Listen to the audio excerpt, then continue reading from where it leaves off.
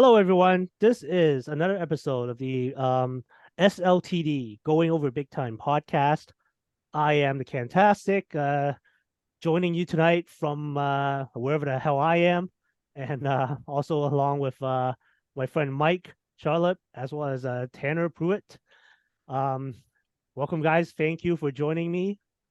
Um, this might be a little different episode. I'm currently recording at the same time. I'm sort of have the November 22nd episode of AEW Dynamite on the background. Tonight is Mm-hmm. the first night of the Continental Classic tournament or the round robin tournament. So forgive me if I kind of like weave in and out occasionally if I notice something popping up. Yeah. Uh Uh, so we will talk about that towards the yeah, end it because it will it has will it some. will feature into our or the Uh, analysis of Full Gear, which took place at the Kia Forum this past Saturday in Los Angeles. How you guys doing? I'm doing fine. I just happen to be wearing a shirt that I got in the Windy City years ago, and did I just say the Windy City? I think you know what that means, and I'm thinking this will show up here, but holy shit, is that a fucking CM Punk reference? I don't know. I said mhm. Chicago, but it could be anything. But AEW's in Chicago tonight, so who the hell knows? Anyway, rampant speculation over and done with. Mike obviously not selling that as I expected. Tanner's cracking up here, as this is half of this is an audio podcast, so you might not see this, but since most of you are viewing this anyway, I hope that at least drives some viewership. I had this Finn Balor demon mask on, but I just realized nobody can hear what the hell I'm saying. Anyway, now that that piece of nonsense is over and done with, I guess we can start, Mike. Yeah. Um, so this pay-per-view was very up and down for Mm, me.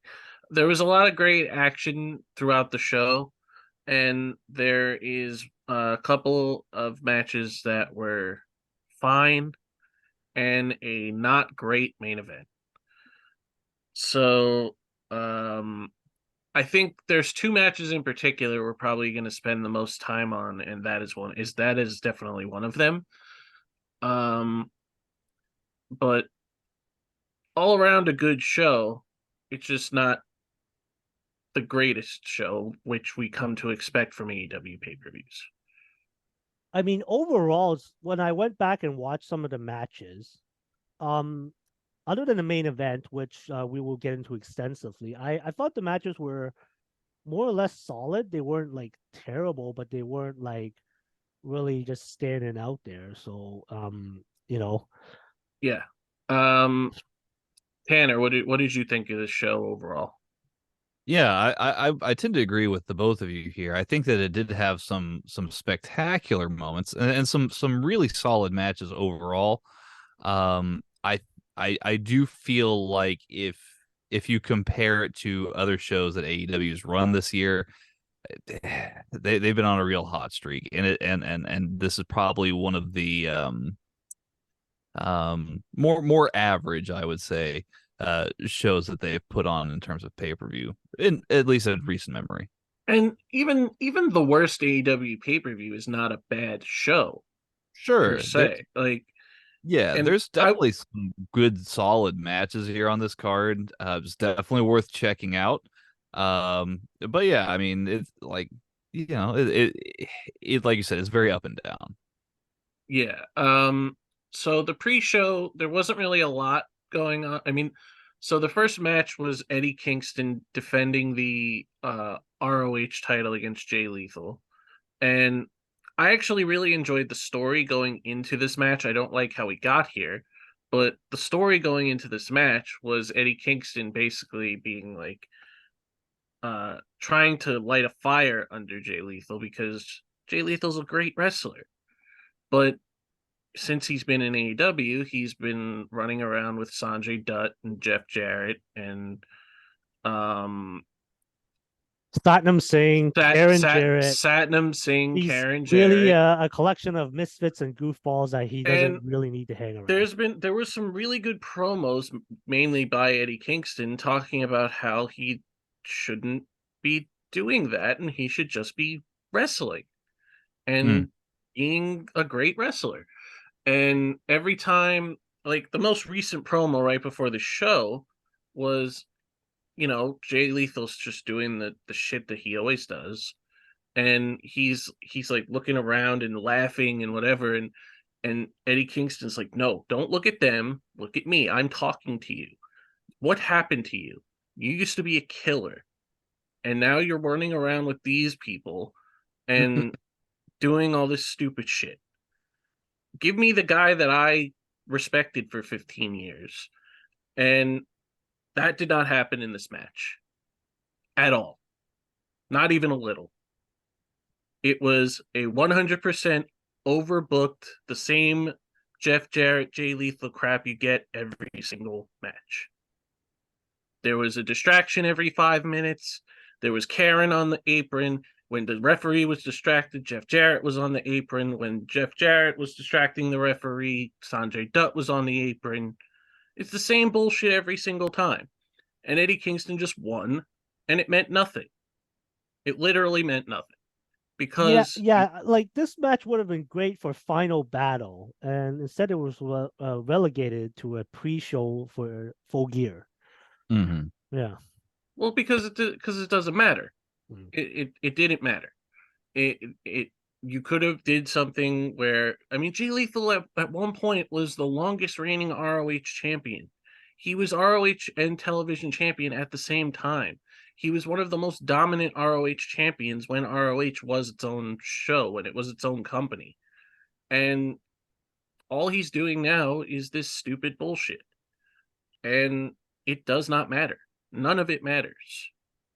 And I don't understand why this is all that he's doing. When, I mean, it's gotten to a point now where I just don't even want to see Jay Lethal on the screen, because it means that he's going to be around Jeff Jarrett. And I don't want that on my screen at all. Well, I will tell you what did matter about the conclusion of the Eddie Kingston Jay Lethal match. Yes. Eddie Kingston announced that in the even before that, okay. Even before that, Ortiz, who had recently been kind of like quote unquote courted by Sanjay Dutt to join their group, made an appearance during this match and helped Eddie Kingston. And so now those two are back on the same page. And yes, then Eddie Kingston, what you were going to say. Yeah, so the Continental Classic that was just announced by Tony Khan, a similar to New Japan style kind of tournament with basically round robin rules and a point system. So Eddie Kingston announced he's going to enter the Continental Classic, and he's putting both his Ring of Honor World title and the New Japan Strong title on the line, along with this the AEW Continental Classic, I guess, championship. As I mentioned, I'm watching the AEW Dynamite right now. Don't want to give anything away. I just watched a pretty good match between Jay White and Roosh. Yes. There's a table set up with the Ring of Honor title and the New Japan Strong title, and a mysteriously covered up third title. The idea, I believe, Tony Khan said in a press conference, is that it's going to be the establishment of a modern day Triple Crown sort of championship, where it's like 3 titles being held by a champion at the same time. So for those fans who have a bit of a longer memory, it'd be similar to like an Ultimo Dragon type of run where he had like, I don't know, 11 belts on him at point in his career. Yeah. My understanding is Eddie Kingston is still I think he's still technically the Ring of Honor World Champion. He's just he's just putting it on the line. So Eddie's in this tournament. I can't remember if he's in I guess the the gold block or the blue Yeah, block, whatever so the color we that is? we will we will Yeah. discuss all the blocks and all the participants at the end when we Okay, get sure, let's do that. uh But yeah. so yeah, if you didn't see this match, you didn't miss much. The next match was actually a pretty good match, which was Buddy Matthews versus Claudio Castagnoli. And they had the match that you would expect them to have. A great back and forth action with some great technical ability because both of these guys are amazing wrestlers.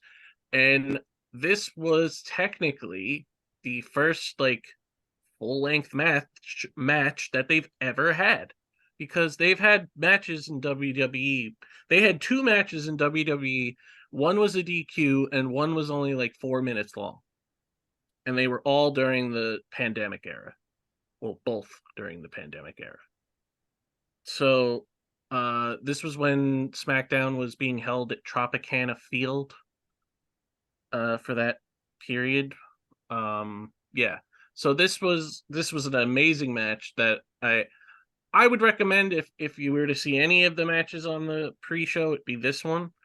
Claudio got the win in a great back and forth. Like I said, he got the win with the sharpshooter, and they traded holds and like I said, definitely worth watching.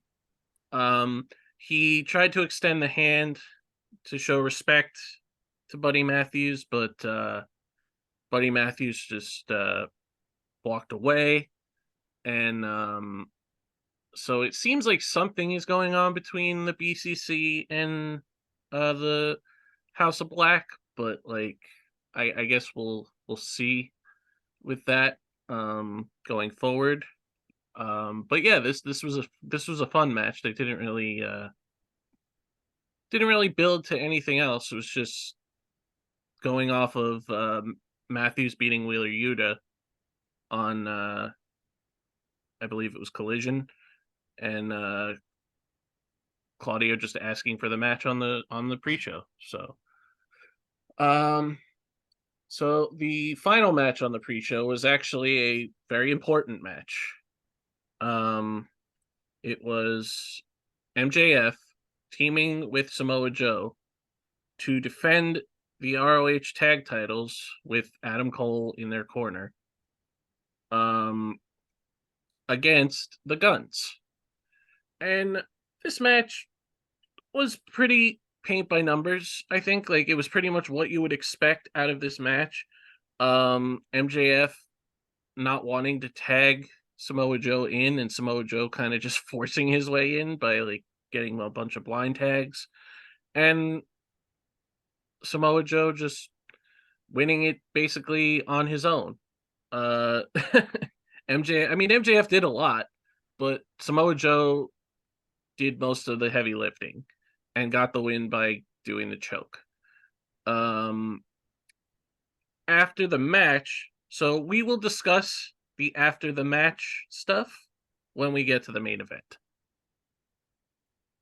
Okay. I mean, Yes, because it plays heavily yeah. into the main event. So yeah, they did an ambulance spot and all that. So we'll talk about it when we get there. So the main card opens up with the trios match of Christian, Luchasaurus, and Nick Wayne to take on Adam Copeland, Sting, and Darby Allin. Christian has the creepiest children's chorus sing his theme song without the music playing, and then they sing again while the music is playing, which did not need to happen. Hey, let's not insult the father of the year, okay? Like these are his children. Yeah. His children were taught to sing with angelic voices, and they did their job. So yeah. But yes, if I was like outside of what I just did, yeah, a little bit creepy. Very, we very expected creepy. a lot of like specialized entrances, but that one was a new one to me. Yeah. So then Ric Flair comes out by himself, of course, because he is Ric Flair, and he just stands on the ramp or whatever, and Sting, Edge, or I'm gonna call him Edge no matter what, so just get used to that. Adam Copeland and Darby Allin have like this weird touching tips moment with Yeah, it bats. Yeah, they did that. Yeah, you thought the And- children's choir was creepy. How about this? Touching Yeah, tips? Yeah. The lights go out and you just see 3 bats, and they just touch each other.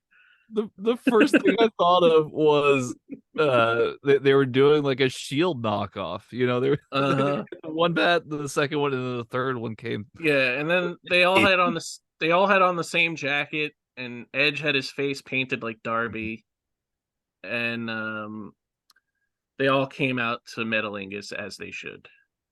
Well, and I mean, if you wanted to get dirty a bit, I mean, the Shield salute, if you wanted to get down in the gutter a bit, I mean, that was basically 3 guys fisting, right? So it was like, you know, In a sense, yes. yeah. Tip touching aside, it was one of Sting's finer entrances in a while. I think. I mean, I thought it did was like the nice. coordination with the jackets and the face paint a bit, and Oh yeah, that was cool. that was pretty cool. Well, and you could tell, like, you know, I don't know, all the music that Sting has had while in AEW and in WWE has always kind of been broody and moody, and like or now Metallica. well, that's what I'm saying. Like, or he goes to Metallica. Wembley, he gets, you know, Seek and Destroy, and you're like, oh, that's Sting, right? Yeah. But then, you know, you put him in a song, you put him with a song that's like actually energetic, and you're like, wow, Sting's like timeless, right? Like, Yeah. who knew he was retiring this year? You know? Yeah. No, I mean, it was gonna happen eventually, but yeah, I mean, because he is almost 65, so Sure. I mean, it's crazy to think that like Sting is that old, but he is. There is one thing that I had heard on Wrestling Observer Radio, something that Dave Meltzer had mentioned, that I do actually tend to agree with, is that AEW does need to do, I think, a better job at promoting that this is Sting's last time at X place, or just like making I mean, it known. He's been billed from California his entire career. And you're not even acknowledging that it's his last match in California. It took Darby Allin getting on the microphone at the end of the match and saying so, right? Like, I actually didn't pick that up until, like, yeah, you're right. I think you're right. It was until Darby said something like, "Hey guys, it's Sting's last match in California. Come on, give it up here." Yeah. But Tony Schiavone tried saying something mid-match, but of course, all of the chaos going on, of course. So the match was actually pretty good for what it was. Of course, you get what you get in these matches, which is a lot of chaos, and it's fine because that's what you come to expect in a Darby match, and most recently a Darby and Sting match. At this point, there was a lot of back and forth at the beginning, building to Copeland getting his hands on Christian. But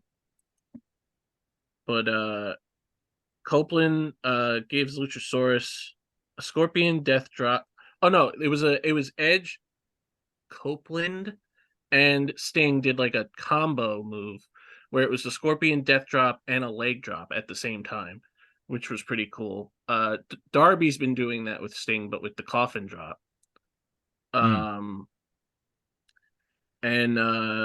they also did a triple team suplex crossbody combination with Sting and Copeland holding Nick Wayne up and Darby doing the crossbody. You don't see that a lot. I mean, that was always a thing in the video games, and you literally never saw that in real life. Like ever. Luchasaurus goes to double choke slam Copeland and Sting, and but they fight him off, and then Christian goes after Ric Flair. Oh my god. So I mentioned earlier that I think I remembered only 2 spots in this match, maybe 3. Darby getting chokeslammed by Luchasaurus onto the ring apron. Yeah. Again, proving that he wants to probably die but get crippled by 40.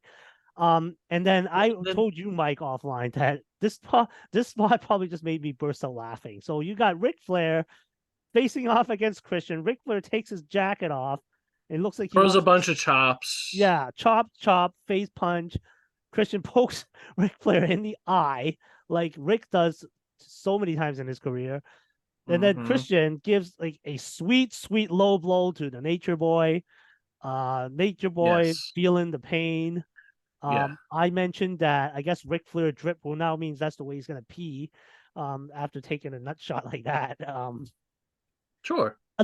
What was interesting was somebody put out a picture comparing what happened at Full Gear to a few years ago during the pandemic WWE era when Raw was shot in the Performance Center, and it was Ric Flair who lowballed Christian at the time during a feud with Randy Orton. Yes, so it was like this was during a time when Christian was not cleared and could not do anything. Right. And I mean, at that point, Ric Flair wasn't cleared either, so it didn't really matter. But they did like the lights off gimmick to make it look like Randy Orton had attacked Ric Flair. Right, yeah. But for this bit, I was like, when Christian low blowed Flair, I just like burst out laughing. I was like, I'm sorry. I know he was brought in to be like Sting's friend, but it's just like at this point, like any Ric Flair taking a nut shot, Ric Flair falling down on his face is just gonna make me laugh at this point because I'm like, yeah, it's none of it is necessary. But for the sake of his personal health overall. Yeah. So at that point, Christian brings the TNT belt into the ring, and Luchasaurus is holding Adam Copeland for Christian to swing the belt. He does swing the belt, but he hits Luchasaurus because Adam Copeland gets out of the way. And then Christian runs all the way into the crowd to avoid fighting Adam Copeland. He literally ran. And Luchasaurus then receives a signature move from every member of Team Sting. A Stinger Splash, a Spear, Coffin Drop, Pin. So the result that I think we were expecting. I guess we are building to that Christian versus Adam Copeland singles match. That's still going on. And Darby Allin is climbing Mount Everest. Yes. In the next week. So he will be off TV for the time being. Of course, it was reported that he was going to be doing this, but originally he was supposed to be doing it in like March or April. But I think since Sting is leaving at the end of March, he wanted to do it now and be ready for Revolution. Yeah. Since I am having Dynamite on the background, it's just that after this match, with Christian's team losing, Christian did a very awkward segment where he re-Christianed Nick Wayne and Luchasaurus, basically blaming Luchasaurus for the loss at Full Gear and forcing this man who's twice his size to take a knee. And he says, from now on, your name will be Kill Switch because you're my finisher. And I was like, okay. And then he turns around to Nick Wayne, who, like a pussy, immediately gets on his knee. And then Christian tells us, get your ass up. Real men do not get on knees for other men, which makes Luchasaurus look around and like, what? And then Christian basically reaffirms that, yes, Nick, you are my one and true son. I now declare you to be the prodigy, Nick Wayne. And I'm like, no, you shouldn't just call him Nick Wayne again. If you're gonna recall, what did you call him, Mike? You were Nick Coppolo or whatever the fuck. Well, I I made a joke and I said that you could Yeah, call him Nick Cage, but since that name is taken, yeah. you can call him Nick Coppola because that is Nicolas Cage's real last name. Yeah, I'm not sure why they didn't pick that up. But anyway, in this segment, strangely enough, Nick Wayne's mom comes out once again, tries to plead some sense in her son. Yeah. And then apparently Kill Switch gets in between them, and then Christian orders Kill Switch to attack Nate. Don't just call him Luchasaurus. Don't Okay, so bother. Luchasaurus is ordered to attack Mrs. Wayne. He doesn't. And then Christian shoves Luchasaurus, and then Luchasaurus is shoved into Nick Wayne's mother, gets thrown into the ring ropes and just collapses. Nick Wayne, coward that he is, just gets out of the ring and then pulls out two chairs as so Christian's about to do a concerto on the poor woman. And then Christian's like, oh, no. Nick, kill switch, Luchasaurus.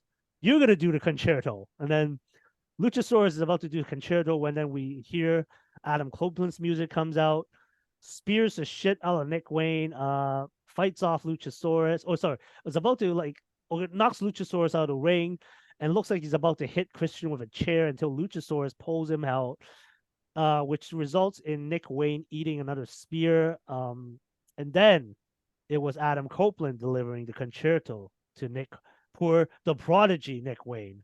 So while his mother his watched. mother was watching.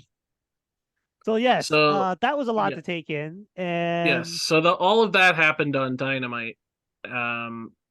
So clearly they're building to Luchasaurus turning on Christian and going back to being a dinosaur with a master's degree, which is what he is.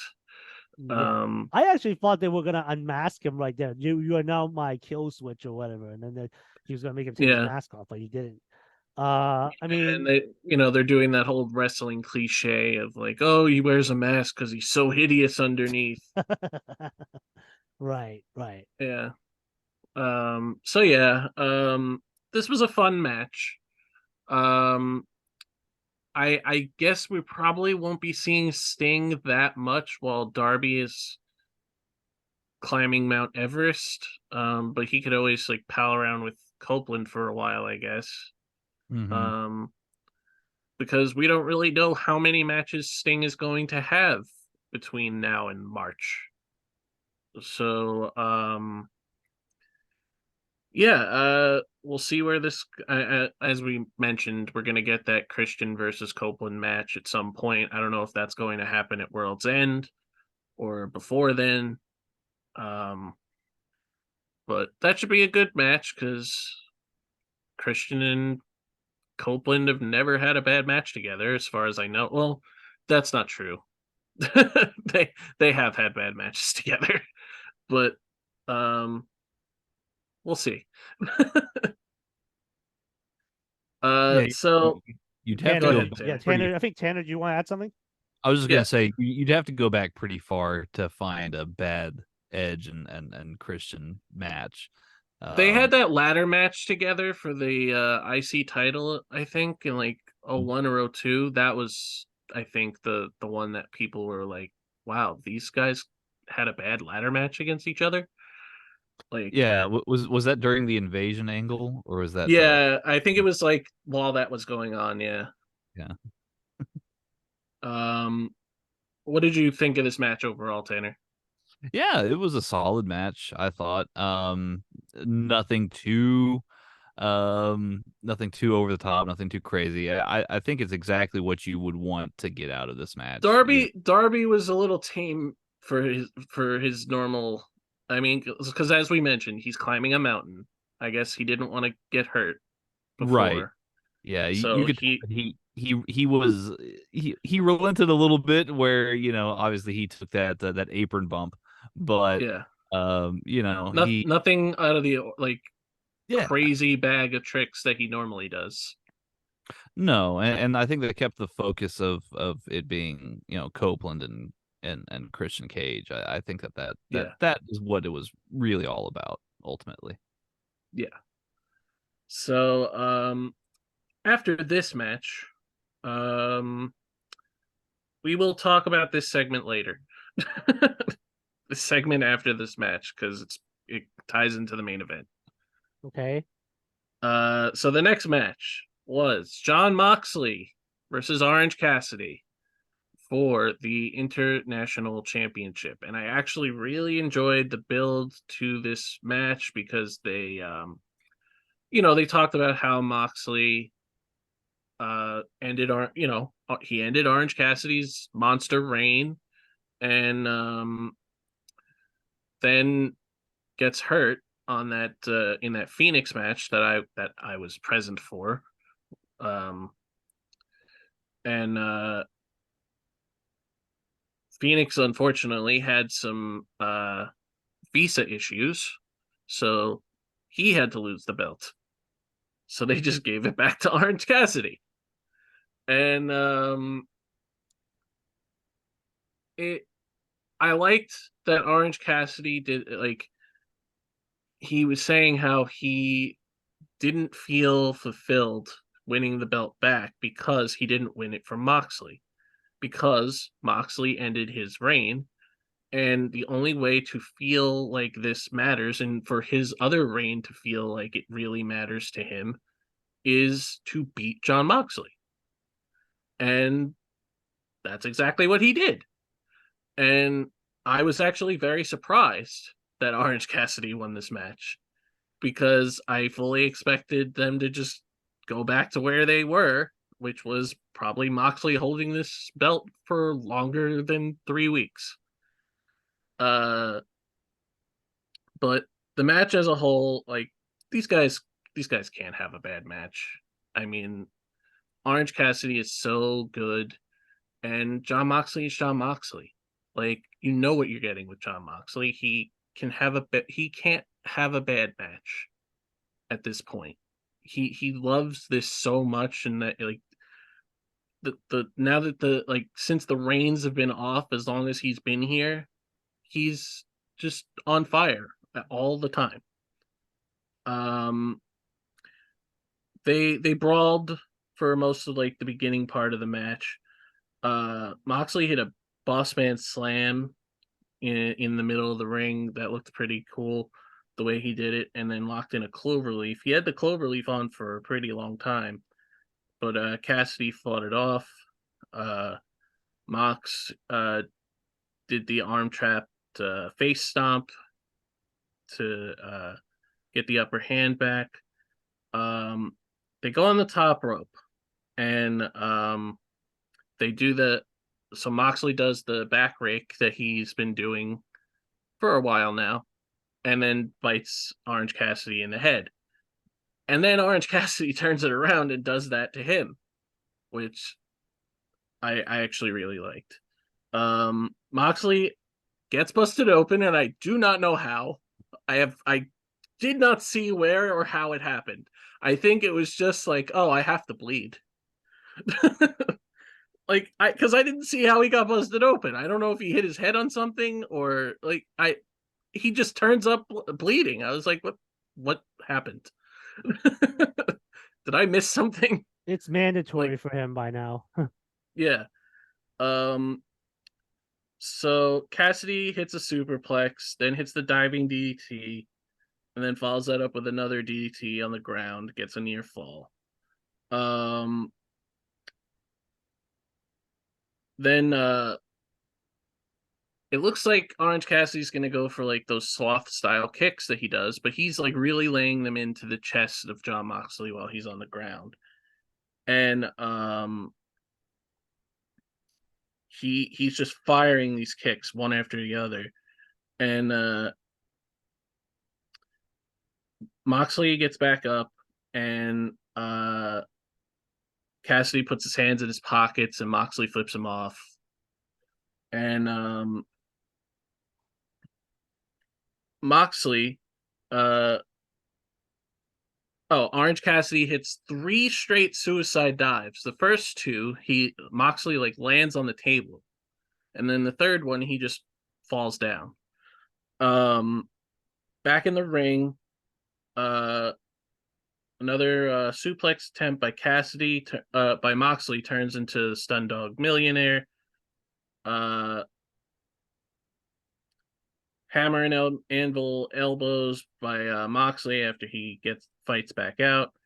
Goes for the bulldog choke, but Cassidy doesn't let him lock it in. And then he does the red rum.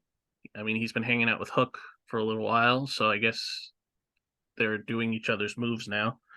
And Mox gets to the corner and rips off the turnbuckle head, which will come into play later,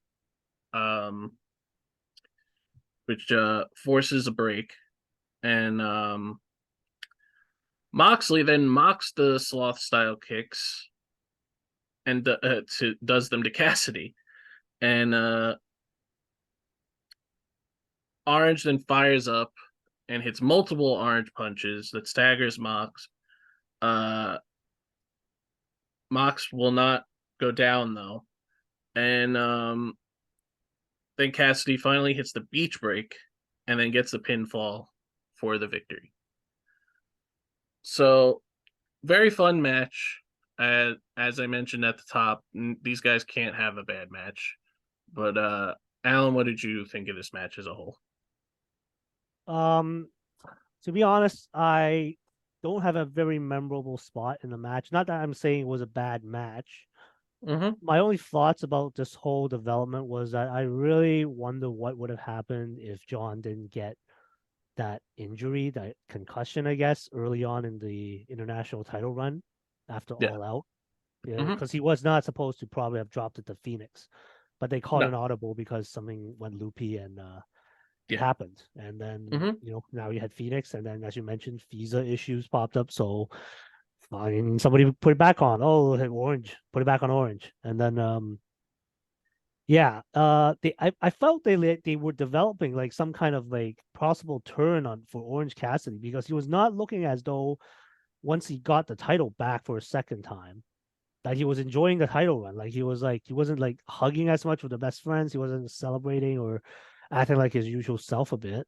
And then I think it's like leading up to the match with Mox at Full Gear when he finally beat him cleanly to like solidify his reign and make sure that he had to beat John Moxley in order to like clear all these doubts, right? Because if Moxley had beat him again, I think that would have been the end of his well, obviously it would have been the end of his title reign, but I don't think he would have went back after the title again.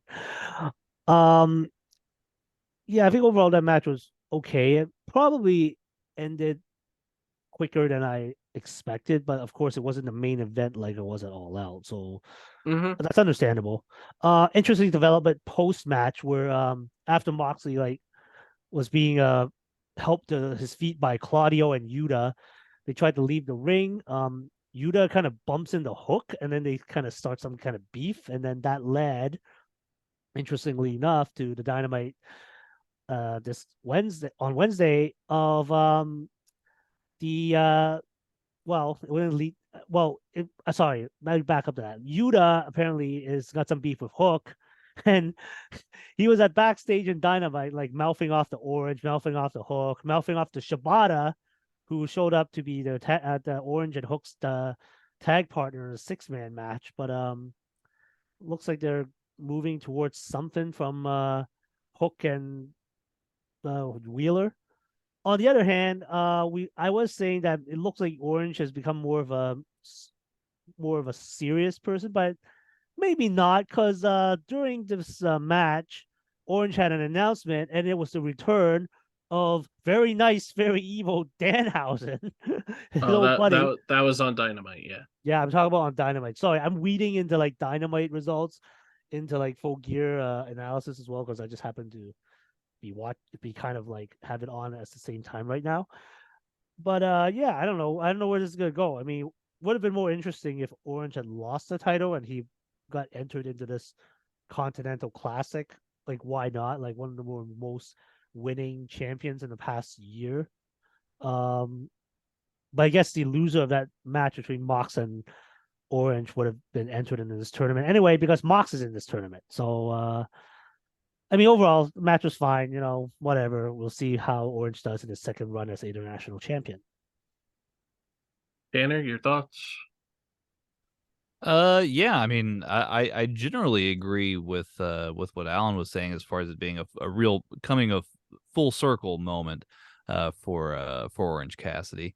I still think that he's probably one of the finest talents that's on the AEW roster just in general, and I think him and Moxley can just in this feud so far at least have continued to push each other, and I think that's really what you're seeing when Alan's making note of I guess the change in Orange Cassidy's demeanor is I think that John Moxley took him to that place, and this Yeah. is kind of this is that reaction. I would also think that like he's also realizing that he has to go back to the place that he was at when he was the champion. So Yeah, very true. And yeah, maybe these are also lessons learned. I still prefer their match from All Out to this. yeah, I agree that was a better match. Mhm. Uh, But Wrestle great Dream, moment for Orange. right? Yes. Is it Wrestle Dream or Was was it All was Out? Oh, it was All Out. I don't even remember I anymore. think it was All Out.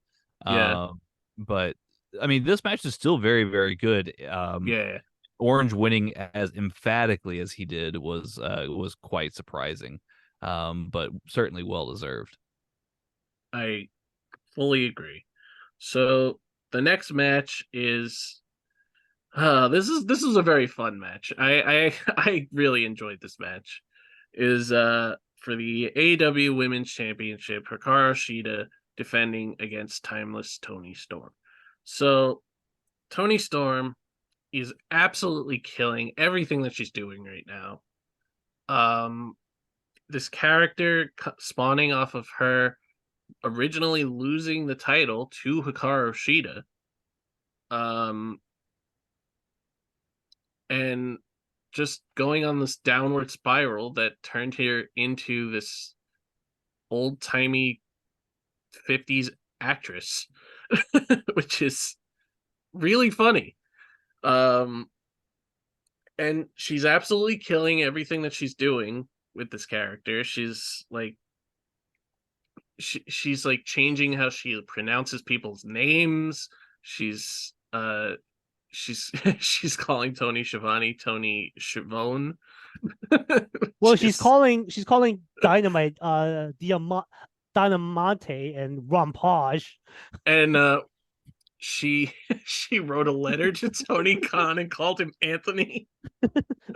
Dearest Anthony, I'm afraid I cannot attend your press conference. Please don't drink too much coffee. Yeah. I'm on my private plane back home. That was an in joke for Yeah. sure. Yeah. But as for this match, they were so Tony Storm's been doing this thing at the beginning of all of her matches where she gives her opponent the script.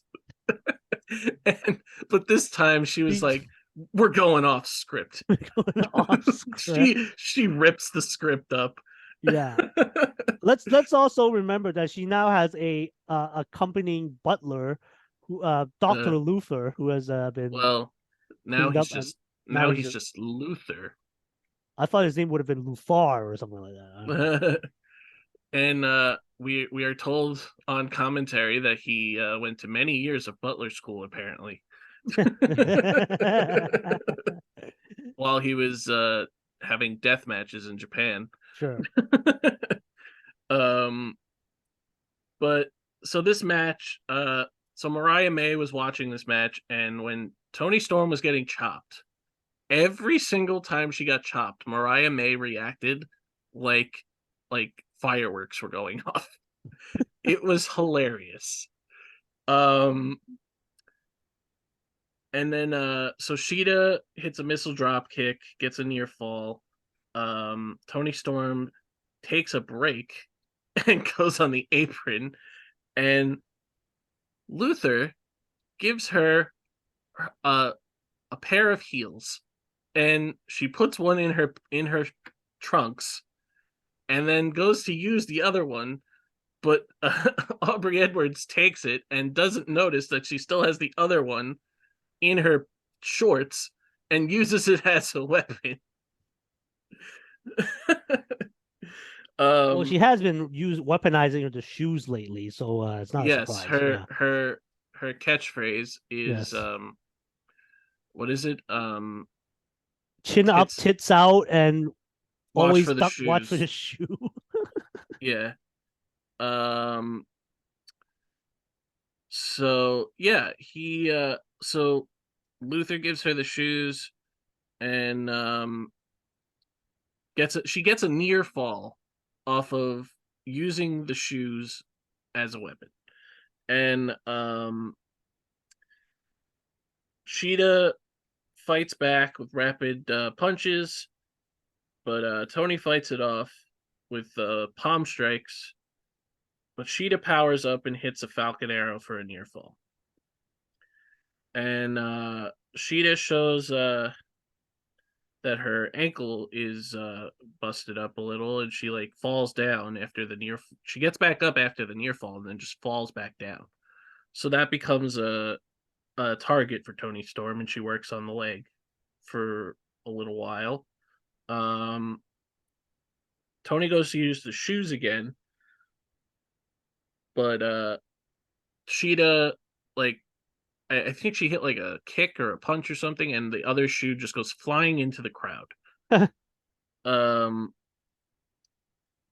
so Sheeta goes to use the kendo stick for some reason, and the referee's telling her not to do that, and Luther stops her, and Sheeta just hits Luther with the kendo stick, which probably felt like nothing to him, because he's, you know, been in tons of death matches. Right. While this is happening, Tony puts a metal plate in her pants. Was that and I thought that was like a frying pan or some kind of it was like small a pan, it was like a serving plate. Server, like a yeah. It was like a serving plate. Luther brought out a serving dish with him on his way to the ring. Yes. So Tony Storm. So Tony puts it in her pants. The problem is that they started to slide while they were in there, and it was just hanging off the edge of her pants and very visible, to the point where the referee just ignored it because it was part of the finish.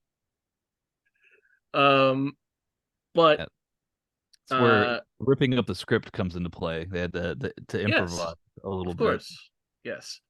So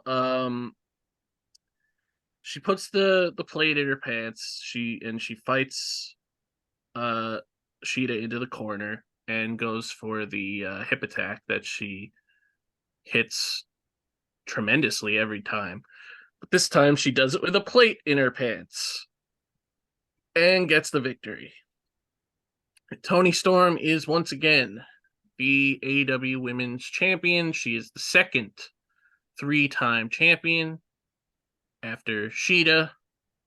And she goes on this like Oscar-winning celebration type thing, and Mariah May comes out and gives her flowers on cue when Taz, I think it was Taz, who was like, oh, somebody got to get her flowers or something. And like literally right after that was said, Mariah May is right like on screen with flowers. And all this time, Tony is just lying flat on the ring, in the ring. So I guess Aubrey threw the title on her, or somebody threw the title on her, and then the flowers, she sees Mariah May, just grabs the flowers, doesn't even acknowledge her, and then she's like, oh, I'm the woman. Oh, thank you. Yes. And then thank the Academy or whatever. So then Luther picks her up and carries her while she's holding the belt and the flowers. And so this was a very fun match. As I mentioned, I love everything that Toni Storm is doing right now. And I don't want to say I was surprised that she won, because I think they gotta capitalize on what's hot right now. Right. And Toni Storm is what's hot right now in this division. Yeah, when you have someone playing a like jilted 1950s Marilyn Monroe movie star type of character in Los Angeles, and you spent months just building her up like this to this point, breaking her away from the outcast, like having her just develop this whole different persona would have been awkward. Like, I have nothing against Hikaru Shida and her work here, but it's just would have been awkward if she retained and didn't just capitalize on this. I mean, in Well, fact, you could also argue that Tony could have just went on a bigger downward spiral. So I think it could have went either way. Because Tony is over, and no matter what she does, she's still going to be over. someone suggested that whenever she loses the title to whoever, she'll just snap out of it and go back to completely being normal. I would love that, and I saw that idea. It was literally like, oh, she loses the belt, and she just the next night on Dynamite, or on Dynamite the next week, she just comes out like she looked before when she first came to AEW, and doesn't even acknowledge anything. Yeah, that's like, who? What are you talking about? That never happened, right? Yeah, In the I would love meantime, that. just Dynamite has just ended. During the show, Tony did her acceptance speech as the new champion, and it basically had Renee and RJ come out on the ramp and do a almost like Oscar style award announcement. When they unveil, it's like the winner is timeless Tony Storm, and they pan out into the audience where Tony is Yes, just sitting in the crowd, sitting looking front row, surprised. sitting front row with a Sitting front row gown with the on, gown on. She and she tops gets the in the ring. hops She over the falls railing, down. falls Yeah, down. Luther helps her back up. She accepts, and then she gave a speech. I didn't hear what it said. I'll go back and yeah. I guess I'll go. Yeah, we'll go I'll back and thank the watch. Academy, not Harvey Weinstein, obviously, or I hope anybody she didn't else. say that. I hope she didn't I say hope that. she didn't say that. She keeps just do a little more, and then cut in the Sky Blues music cuts in, and then she walks out while Tony is still standing there. Well, also Mariah May gave her the Oh belt. yes, Mariah was also there. Gave her the belt. Yes, So Mariah is. I before we move to Tanner, I just want to say, like, I love what they're doing with Mariah May. She's kind of doing like the obsessed fan gimmick thing that is eventually going to lead to her turning on her and, probably beating her for the belt. Because I mean, Mariah May's got to have some matches first, but um Mariah May is somebody to look out for. I've been very excited for her to be in AEW. She uh just was in Stardom for not even a year. She was only there for like 9 months, but she was having some great matches over there. She became tag champs over there for a little while. Had a great match with Julia recently that is worth watching. So I'm looking forward to this storyline that they're inevitably going to do with Mariah May as like the obsessed fan who, like, probably, like, steps in and like takes everything from Tony Storm kind of thing. Tanner, what did you think of this match? No, yeah, I thought it was really, really solid. Kind of to both of y'all's point here, though, I many times during this match I was kind of wondering, if maybe Tony Khan had pulled the trigger too quickly on switching the title from Tony Storm to Hikaru Shida.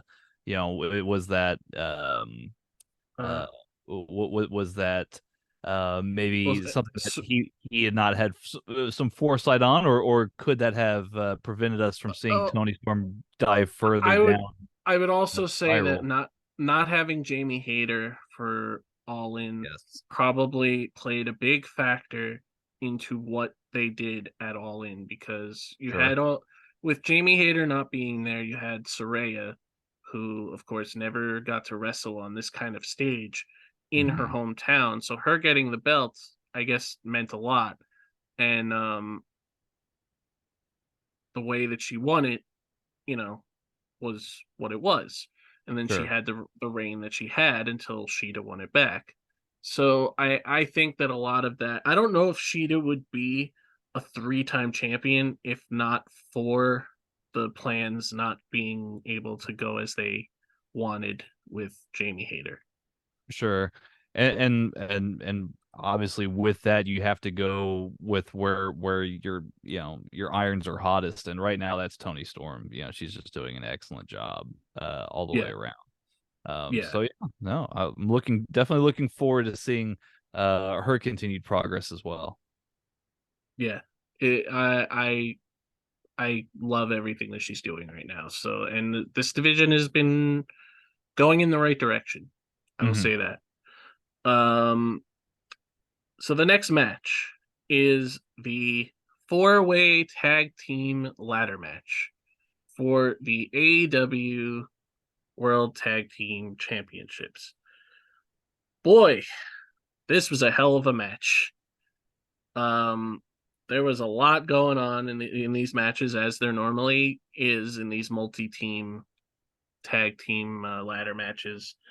But so they spent most of the match building to Big Bill and Brody King clashing, being the two big guys in the match. They had like a stare down at the beginning of the match, but then every other person in the match just attacked them both from behind, which I thought was hilarious. But yeah, you had a lot of big spots in this match, dives and stuff like that. Brody and Big Bill at one point were outside of the ring, and they see each other again from across the ring on the outside this time, and they both bring ladders into the ring, and they just face off again and trade strikes, and the crowd is doing what they did for Miro versus Hobbs, where they're just chanting meat and beef and all of that. And they grab each other by the throat, but they get sandwiched by ladders from behind by Dax and Roosh. Dax gets the upper hand and then throws a ladder at Roosh. And then Dax does that spinning thing where he puts the ladder on his head and just swings around and hits people with the ladder. Yeah, the old Terry Funk spot. Yeah, the old Terry Funk. And the ring is cleared, and Cash is the only guy in the ring at this point, and Malachi appears out of nowhere and just stops Cash from climbing. And there's a ladder that's just leaning on the ropes at this point. And Cash goes off the opposite end, and Malachi just slingshots the ladder with the top rope. I absolutely loved this spot. It was so cool, so innovative. It's like something you've never seen in a ladder match. And Cash sold the hell out of it because he just got hit in the face with a ladder that was slingshotted at him. So then yeah, they're see, let me catch up where I was at. Cash is now laying on a ladder that is in the corner. So this ladder that was in the corner was like there for a long time. I don't even know how it got there, but it was like laying straight, facing the corner. And Cash is just laying on it now. And Malachi is on the top rope. And then Brody and Dax get involved. And they're all on like that corner while Cash is laying on the ladder. But Cash gets back up and hits a low blow. And then gives Malachi Black a pile driver from like the bottom rope onto the ladder. Mm-hmm. Oh, that was gross. It sounded gross. And yeah, there was a lot of really gross kind of spots in this whole match. Wait, because we didn't get to this Brody King spot yet. Oh, I know. So then Brody is going to do a dive, but Big Bill lifts up a ladder, and Brody crashes into the ladder. He was going for like a suicide dive, and then Ricky Starks, who is like kind of absent for a while at this point, not really a lot going on, and he just like fires up and beats the hell out of FTR and LFI by himself. And now so Brody King is bleeding now after doing that suicide dive into the ladder. And slams Dax on a ladder in the corner and then hits a cannonball while Dax is laying on this ladder.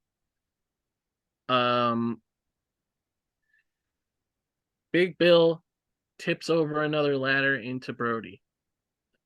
So then at some point, Brody. So there was a ladder bridge that was set up also like very early in the match. And Brody King takes it upon himself to grab Jalistico into like a like a power bomb like over the shoulder position, and does a Gonzo bomb on to the ladder. Oh my god! And the ladder like doesn't give at all, or it like does a little, but not in the way that they had hoped. You know, And if it was a WWE ladder, it would have collapsed, it would have broken, and you know, gimmicked and everything. There was no give onto this ladder. It just literally they bounced. This is the best way of describing this. And at some point, Cash Wheeler shows up again and puts Brody on top of this ladder now. Now Brody is laying on the ladder. And Cash just does a crossbody onto Brody, who's now laying on this ladder bridge. And I think that is what like finally did in this ladder. So back in the ring, multiple people are fighting and climbing with Ricky at the top. Eventually, everyone is taken out.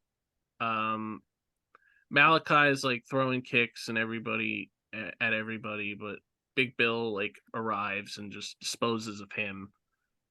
And that leaves Ricky open to climb the ladder and grab both belts to retain. So yeah, this was a hell of a match. It's definitely one of the better ladder matches we've seen in a little while. With nothing too crazy. I mean, the crazy spots were crazy enough, but nothing too concerning. I think they did what they could with all the bodies that were in there, and yeah, I thought this was a lot of fun. Alan, what did you think? I just found it ironic that Ricky was going on about how he doesn't even need a ladder. He just needs to stand on Big Bill's shoulders to get the two belts. And yet the end spot was Ricky climbing the ladder while Bill was flat on the ground. Ricky grabbing both belts himself. He tosses Bill's belt down towards him below. And he's the one standing on the ladder with, being the winners. And I love the post. So I caught the post Full Gear press conference where he and Big Bill came out, and I find it fascinating and of Ricky explaining the dynamic between him and Bill. They're not a tag team, so he was a little offended at people asking, "What's your tag team name? What's your tag team name?" No, we're not a tag team. We're two wrestlers that are the tag team champions, two singles guys that are the tag team champions. Also, really touched by how Big Bill talked about how wrestling got him back on sobriety and how it affected him personally, how it like helped him get back up on his feet, figuratively and literally speaking. But I think the chemistry between these two is actually works very well. You got your huge, tall, big guy, and then you've got your more athletic guy who's the big who does the best talking, and there's the technical guy. There's these little clips of every time Lexi Nair interviews them, and then Ricky is like feigning ignorance and like going, "There's something between you two. I can't really place it. Like you're always supposed to interview the person on your right first, Lexi, not the person on your left. I don't know why you always want to talk to Bill first. Wink, wink. They're engaged in real life. Engaged. So, so I love how they played it off on that a little bit. So, yeah, interesting. Like you got like we're so used to tag teams that are like, they're focused on being a tag team, but why not two singles guys that can be a successful tag team and carry the tag team titles? And I guess the only thing they missed in that press conference was mentioning, hey, either Big Bill or I could become a world champion, and we can still do the tag team title run thing. It's nothing Mm-hmm. that will stop us from being one of us being a double champion. So, I yeah, it was a good match. A lot of like crazy ladder spots as I would have expected. All 8 guys did very well. I will say that I like that Big Bill is finally like sticking to something, because for a long time he was kind of just being traded around. Mm, He was teaming with Lee Moriarty for a while, and then that just disappeared after the firm just disappeared. And then he was thrown together with Brian Cage, and people seemed to really like that team. And then it just disappeared again. mm, And then he just, because Ricky got quote unquote suspended, fell into this, yeah. and now they're champions. So I like that that uh they're sticking with this. Tanner, what were your overall thoughts of the match?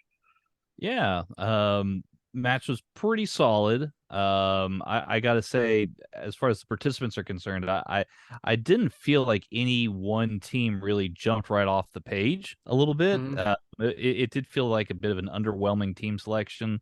It, it But it it felt like all of these teams were kind of out of their element in this match. yeah, like FTR, you wouldn't expect them to be ladder specialists. You had Los Ingobernables, and they, I mean, obviously, I think that they wanted to add. I think Tony Khan probably wanted to add some lucha libre flair to it. He wanted to Hmm. see Phillies to go, doing some spots. I'm sure. Roosh is just kind of a guy who he Rush could just do everything. yeah, he can do a little bit of everything. I particularly enjoyed the sequences that he had with Cash Wheeler. It seems like they had a vendetta out for each other. So Hmm. that was a lot of fun. Um, but I think ultimately I found that while I've been skeptical, I guess, of the tag team between Starks and Big Bill, I have found that just like what Alan said, they do make for a great team. It is very much in the ilk of that Shawn Michaels Diesel kind of vein, where Yeah, they bounce off of each other. They're like the opposites. The opposites are exactly just work. quiet big man and charismatic smaller guy. Yeah. So Yeah, so yeah, this was definitely hell of a match. The next match, which was another pretty good match, for what it was. It was the TBS Championship triple threat match. Chris Statlander defending against Sky Blue and Julia Hart. So first off, Chris Statlander doing the full Globo Gym entrance from Dodgeball. Absolutely loved it. Um, Julia Hart is killing everything that she's doing right now, and Sky Blue has really come into her own in this character. They gave her new music by the band Butcher Babies, pretty good band. Um, and she ditched the backwards cap and stomped on it and put on a crown that is very weird looking. But it is kind of odd to me that she would take this full transformation and not be a team with Julia Hart. But it kind of just feels like you got two people doing the same gimmick but with different colors.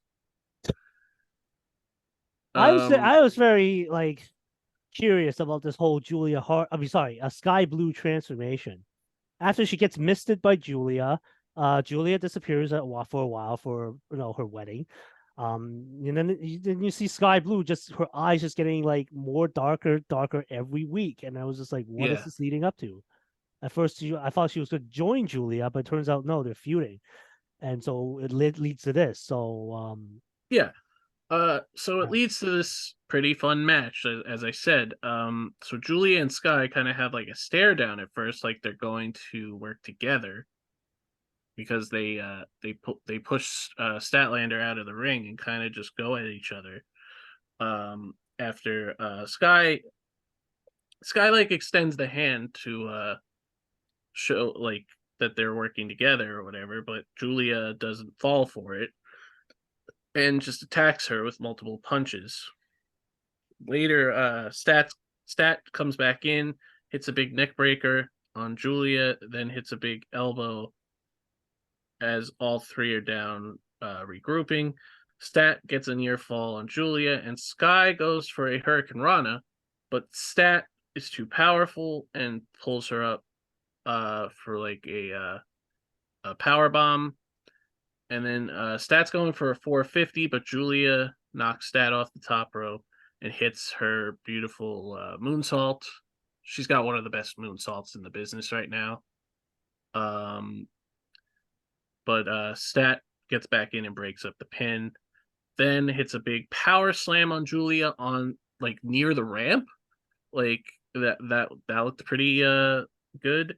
And back in the ring, Sky is going after Stat, and Stat goes to hit her finisher, the Saturday Night Fever, but it's reversed. And Sky hits a great looking code blue for a near fall. And Julia's back in, and while Julia has a submission on, Statlander hits multiple deadlift German suplexes. Like she's probably the most powerful woman in this division. Like she's got like crazy strength. But again, she's like compared to these two, it doesn't even matter. Like she could throw these two around like they're nothing.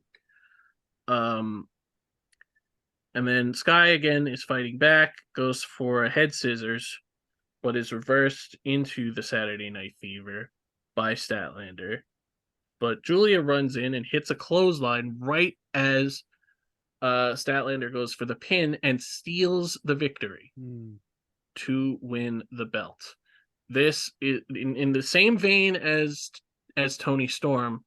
You strike while the iron is hot. Julia is over as hell right now and is absolutely killing it. And Statlander doesn't need this belt anymore. She didn't need to have a Jade Cargill run. She beat Jade Cargill twice, and that was her rub. And now she can go on to do other things. Julia, only 22, is on fire right now. That's That's quite an accomplishment to have a title at 22. Yeah. Yeah. But she's improved to this like, and they've mentioned on like commentary, like she hasn't even had 100 matches, and she's this good already. Like she's on the upward trajectory right now, and she deserves this win. And all three of these women are going to have very bright futures as long as they are healthy and perform to the level that they're performing at for a long time. So Alan, what did you think of this match as a whole? Loved it. I mean, the end, everything was very smooth. The ending I thought was very apropos to have Julia becoming very crafty and sneaking in to get that win. A lot of people were saying maybe should have won at Wrestle Dream, but probably wasn't her time at that point because she had been building up this undefeated streak, and maybe just needed to like knock her off the pedestal a little bit. That's why Sky was in this match. So yeah. Sky was in this match to take the pin. So that Statlander would not take the pin. Right. But it's been she rightly deserves it. I predicted this would. I pretty much was sure this would happen. I mean, you went from her being just a sort of backup cheerleader to two guys who are no longer actively in AEW right anymore. I don't know about Griff Garrison, but he hasn't been on. He's probably injured. He's on ROH. Oh, he's on ROH. Okay, but he's not Yeah. on the main show anymore. And Brian Yeah. Pillman Jr.'s gone.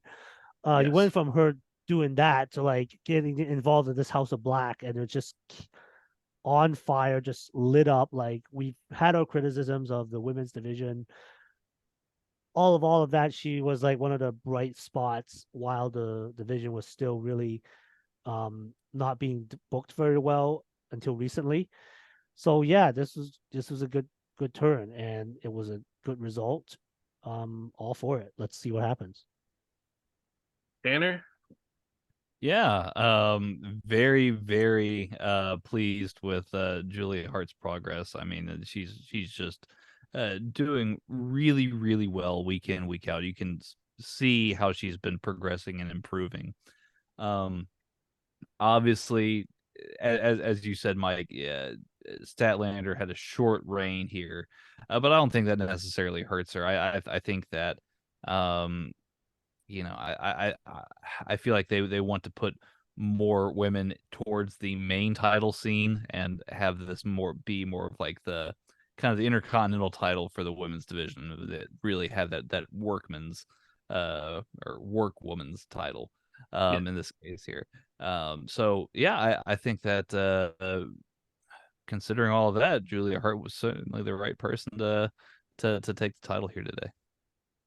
Yes, 100% agree. So, after this match is when we got the Blockbuster signing announcement, and as we all pretty much expected it to be, it was Will Ospreay. So, Will Ospreay is all elite, but not until January No. because he has to finish up his commitments with New Japan and lose that US title. Probably to David Finlay. And I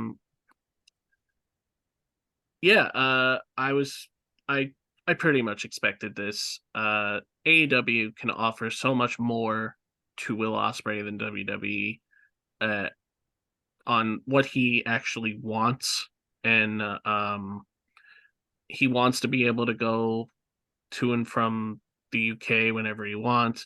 He wants to be able to work New Japan when he can. He wants to work indies. Everything that he can and wants to do, he can do in AEW. And I don't think he would have got that in WWE for a couple of dream matches that wouldn't have led to him being a world champion.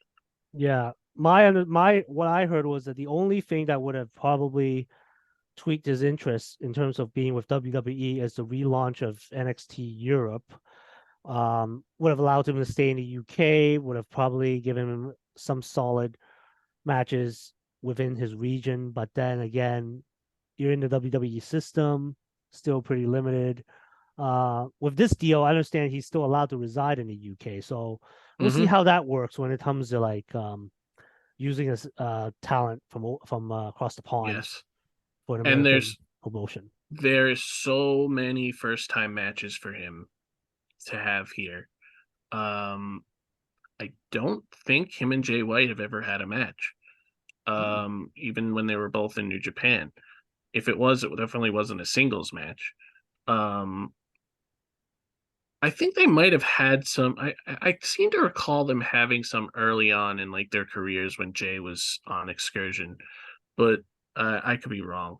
But like he's gonna have matches with Swerve and Miro and Hobbs and all these guys that he's never gotten to work before, and that's exciting.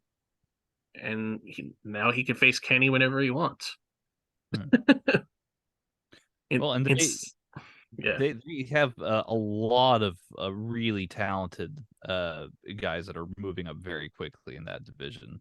And obviously, MJF still being champion, you look at that matchup, you look at, you continue to do more with Kenny. He could certainly do more with Swerve. I believe I've seen I've seen Swerve and Will have a match in progress, but that was probably 8 years ago or so. Oh yeah, well they're both in their physical primes right now. Right. When they eventually have a match now or in the coming year or whatever, it's going to be an absolute banger. Yeah, it's going to be night and day. So yeah, no, very exciting move. Obviously, he wants the Wembley show, right? Like that's that's the big ticket here. And rightfully so. He's perhaps England's most favored professional wrestler at the current moment. So yeah, that's awesome.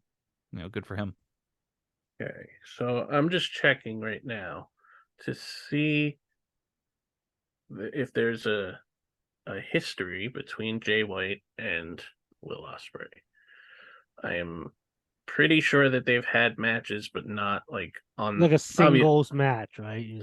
Yeah, like okay, they've had a couple of G1 matches. They had a G1 match in 2020 that was 18 minutes long. That was probably really good. But I think that's their only singles match. Oh, they had another one. They had a 29-minute match at the 47th anniversary. But everything else looks like tag matches. So they've only had 2 singles matches ever. Cool. So yeah, we'll get to see that again at some point. So yeah, very excited for the future of the career of Will Ospreay. The next match is the match of the night. And it is easily my favorite match, and once again is destroying what will be my top 5 matches of the year, because it keeps changing. It keeps changing. Yeah, we still got about a month left in 2023. What the hell else is going to happen? Oh my god. So of course I am talking about the Texas Death Match, or in this case, AEW's Last Man Standing match, between Hangman Adam Page and Swerve Strickland. Oh boy, I can't. I can't. I don't think that your notes are going to do you any good for the next 3 matches. I'm just being honest. I think our best approach might be just to reminisce here and figure out what happened, because this was one of the most violent affairs that I've seen in quite some time. And rightfully so, right? So the whole crux of this storyline was that Swerve Strickland fully believes that if he was in AEW from day one, that he would be in the spot that Hangman is in, because he believes that he is better than Hangman in every way. And he kind of proved it in this match, I think, without the only thing that keeps this match from being absolutely perfect is the Brian Cage involvement. Yeah, I feel like that was probably the part where it was a bit of a bridge too far for me. If we want to get into the nuts and bolts of it, yeah, that was not needed.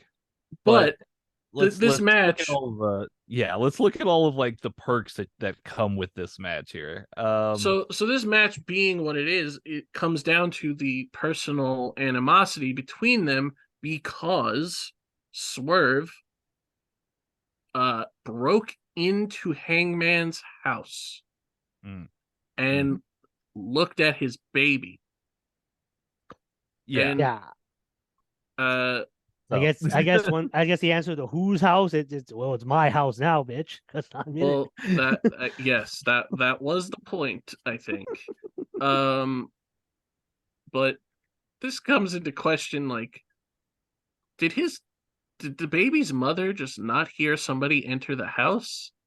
Like, is there no alarm? Is there no... there no... This point has been brought up before. Like, where the hell was is there no Hangman? camera? Is there no camera? Was she like a Something? heavy sleeper? Like she just doesn't wake up unless Like, did she take multiple like sleeping pills? Like, what's going on here? Like, um, but regardless of that, of course, we're putting logic into wrestling, and you can't. You just. I mean, I'm gonna have a lot of logical things to say about the main event. We'll keep it for that. Um. So yeah. Very early on, like Hangman is just like a house of fire. He doesn't even have an entrance. He just Oh goes yeah, right. he just suddenly appeared and started wailing on Swerve. I was like, he didn't even, I Yeah, didn't even see where he came from. Swerve gets like this special entrance with dancers and Nana dancing around, and of course, and Hangman just bolts to the ring as soon as Strickland is in the ring, and he hits a very early buckshot lariat.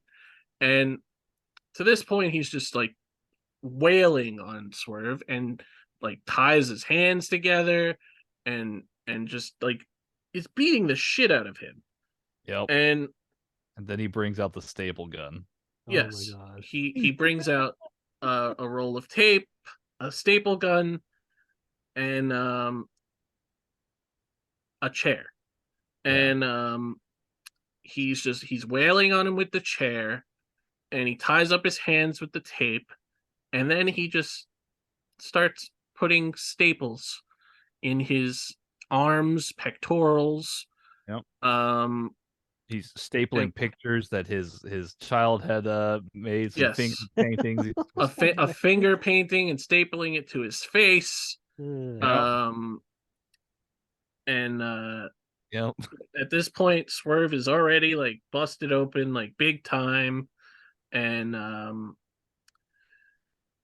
blood is just falling from his face. And eventually, Nana gets involved and like helps Swerve get his hands free. And Swerve like gets the upper hand and has the staple gun and just starts stapling himself for no reason. I Um, mean, did you miss the part where as Swerve is starting to profusely bleed from his face, Hangman decides to go all gangrel. well, I was about to get to that. Oh, okay, yes. never mind. I'll let you carry yes. on. So even right before Swerve got his hands free and everything, Swerve is busted open bad, and blood is just dripping from his face. And Hangman gets on the ground and goes right underneath him and opens his mouth and lets blood fall into his mouth. And then he gets up and spits it into the air, Triple H style. That's one of the most disgusting things I've ever seen in It's pro. like, And it was reported, it was actually reported today that they, of course, had to get this cleared. And well, no shit. Obviously. Yes. And it was planned, and it wasn't like something that they just did on the fly. And Hangman and Swerve were both tested before and after. Yes. Yes. That's a good point. Both were tested before and after. Yes. My God. So yeah, so at this point there now there's a barbed wire steel chair, and they're just swinging that around all over the place. Barbed wire spots, the block, the cinder block. Block spots. Yeah. The moonsault with the barbed wire chair, the cinder block on the apron. They're like fighting over the cinder block, and Swerve just hits a Death Valley driver directly onto the cinder block, and it doesn't break. Nope. Nope. Hangman literally lands on his shoulder onto the cinder block and then rolls over onto his head before falling down into the the ring mats below. Then they're on the outside, and Swerve does a pile driver on top of the barricade. Yeah. That was the stupidest my goddamn God. thing seen in my life. That was horrifying. And then Swerve sits in the chair in the corner, and Prince Nana, he comes Does his over, little dance. does his dance, and then pours water on Swerve's head, and it's just like a river of blood. He's trying to Yep. clear his eyes, but it's just one of the cruelest things that you'll see all show. And then the camera pans over to Hangman, who's I guess in the corner with the referee, and now he's spouting a river of blood himself. Yes. So then they end up back in the ring, and Hangman cuts off a piece of the barbed wire, or like multiple pieces, and wraps it around Swerve's body and face, and hits a fallaway slam with the barbed wire just sticking into his body with already staples in his chest. And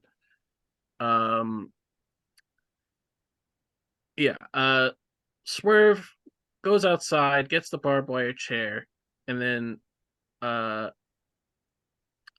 think this is where the moonsault spot happened, and then Nana tries to get involved. There is a table that is set up outside, and he at some point this was like towards the end of the match, but Nana received the dead eye into the table, which is just a horrible bump for Hangman's knees every single time.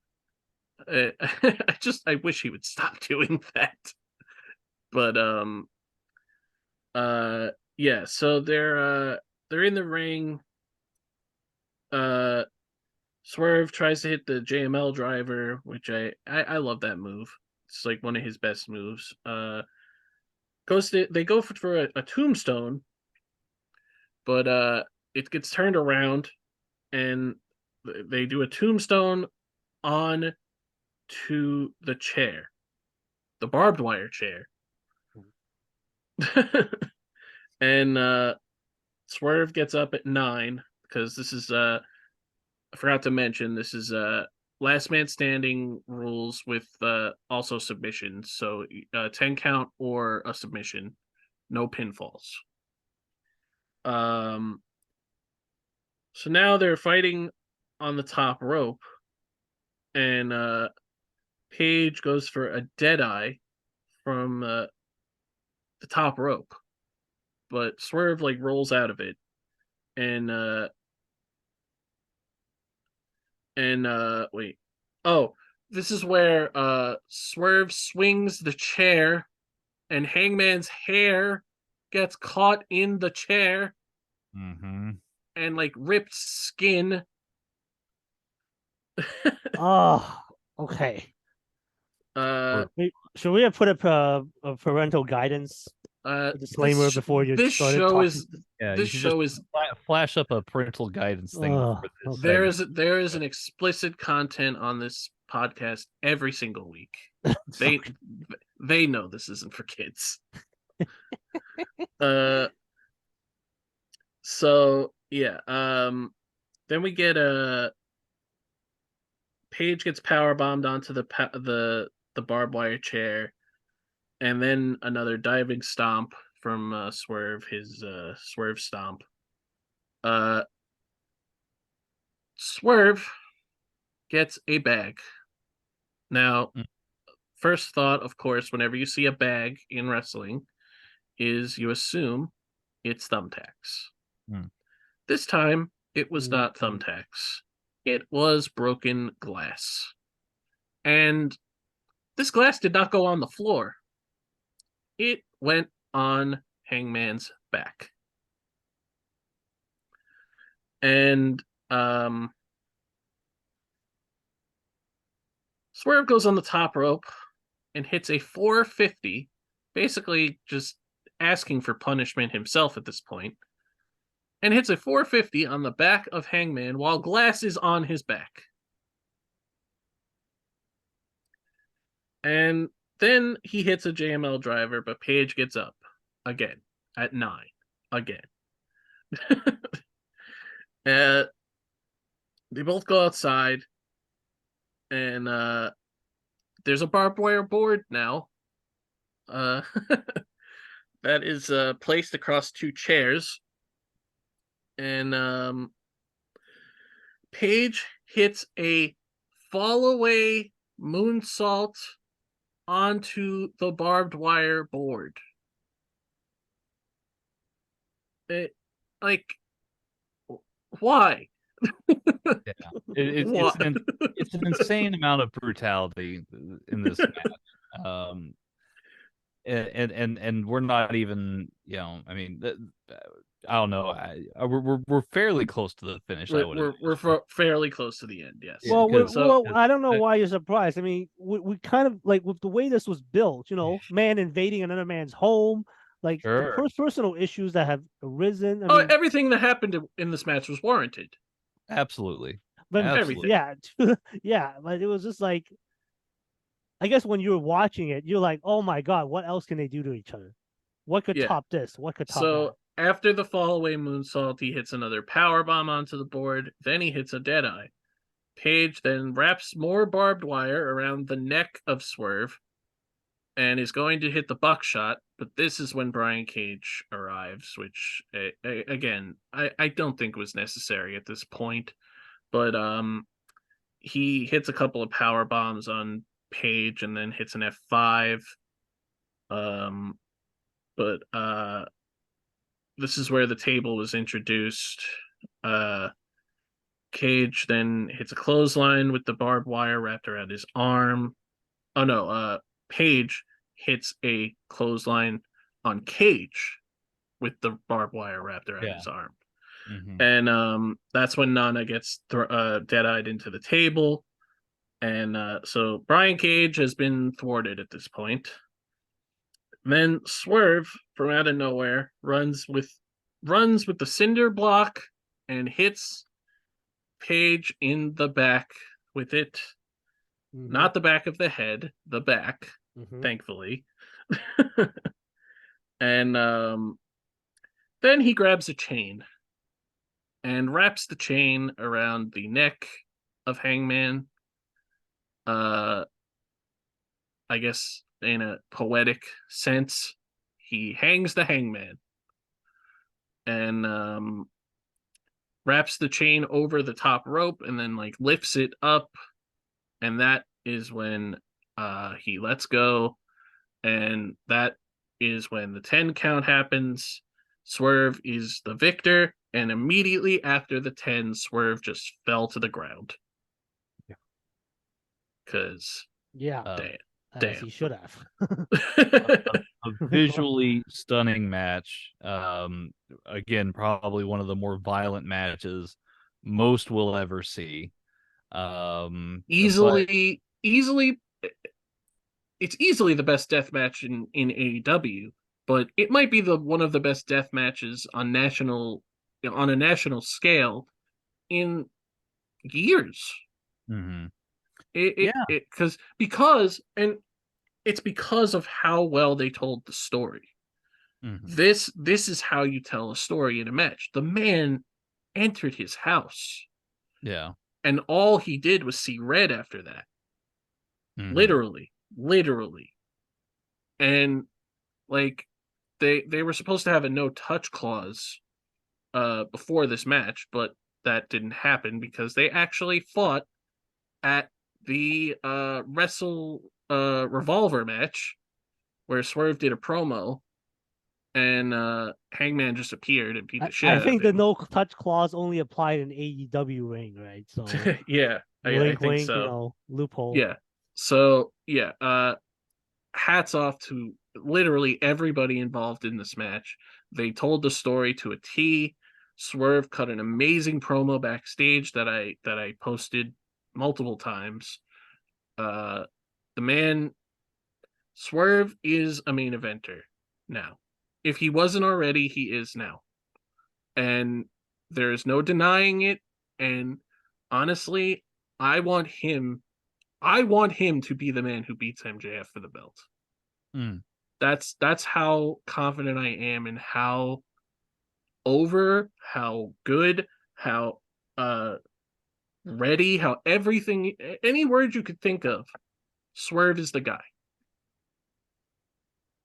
Yeah, I don't disagree. I think that he definitely has main event potential. I think that he could certainly have a great match with MJF if this is anything to base it off of.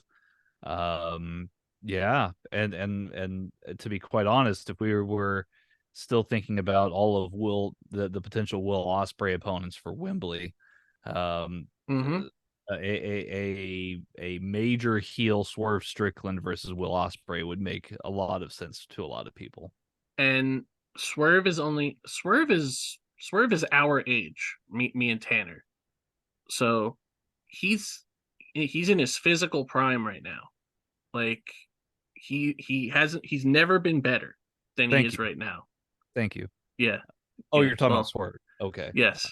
I was definitely not talking about me or Tanner. thank you. uh You could always but approve. You know? yeah. Um but yeah, so I just I can't say enough about this match. I absolutely love it. It's Well, easily the match of the night. and Easily. and Hangman doesn't go out on his shield, like, or he goes out on his shield pretty well here. Like he does not look harmed at all. No, not at all.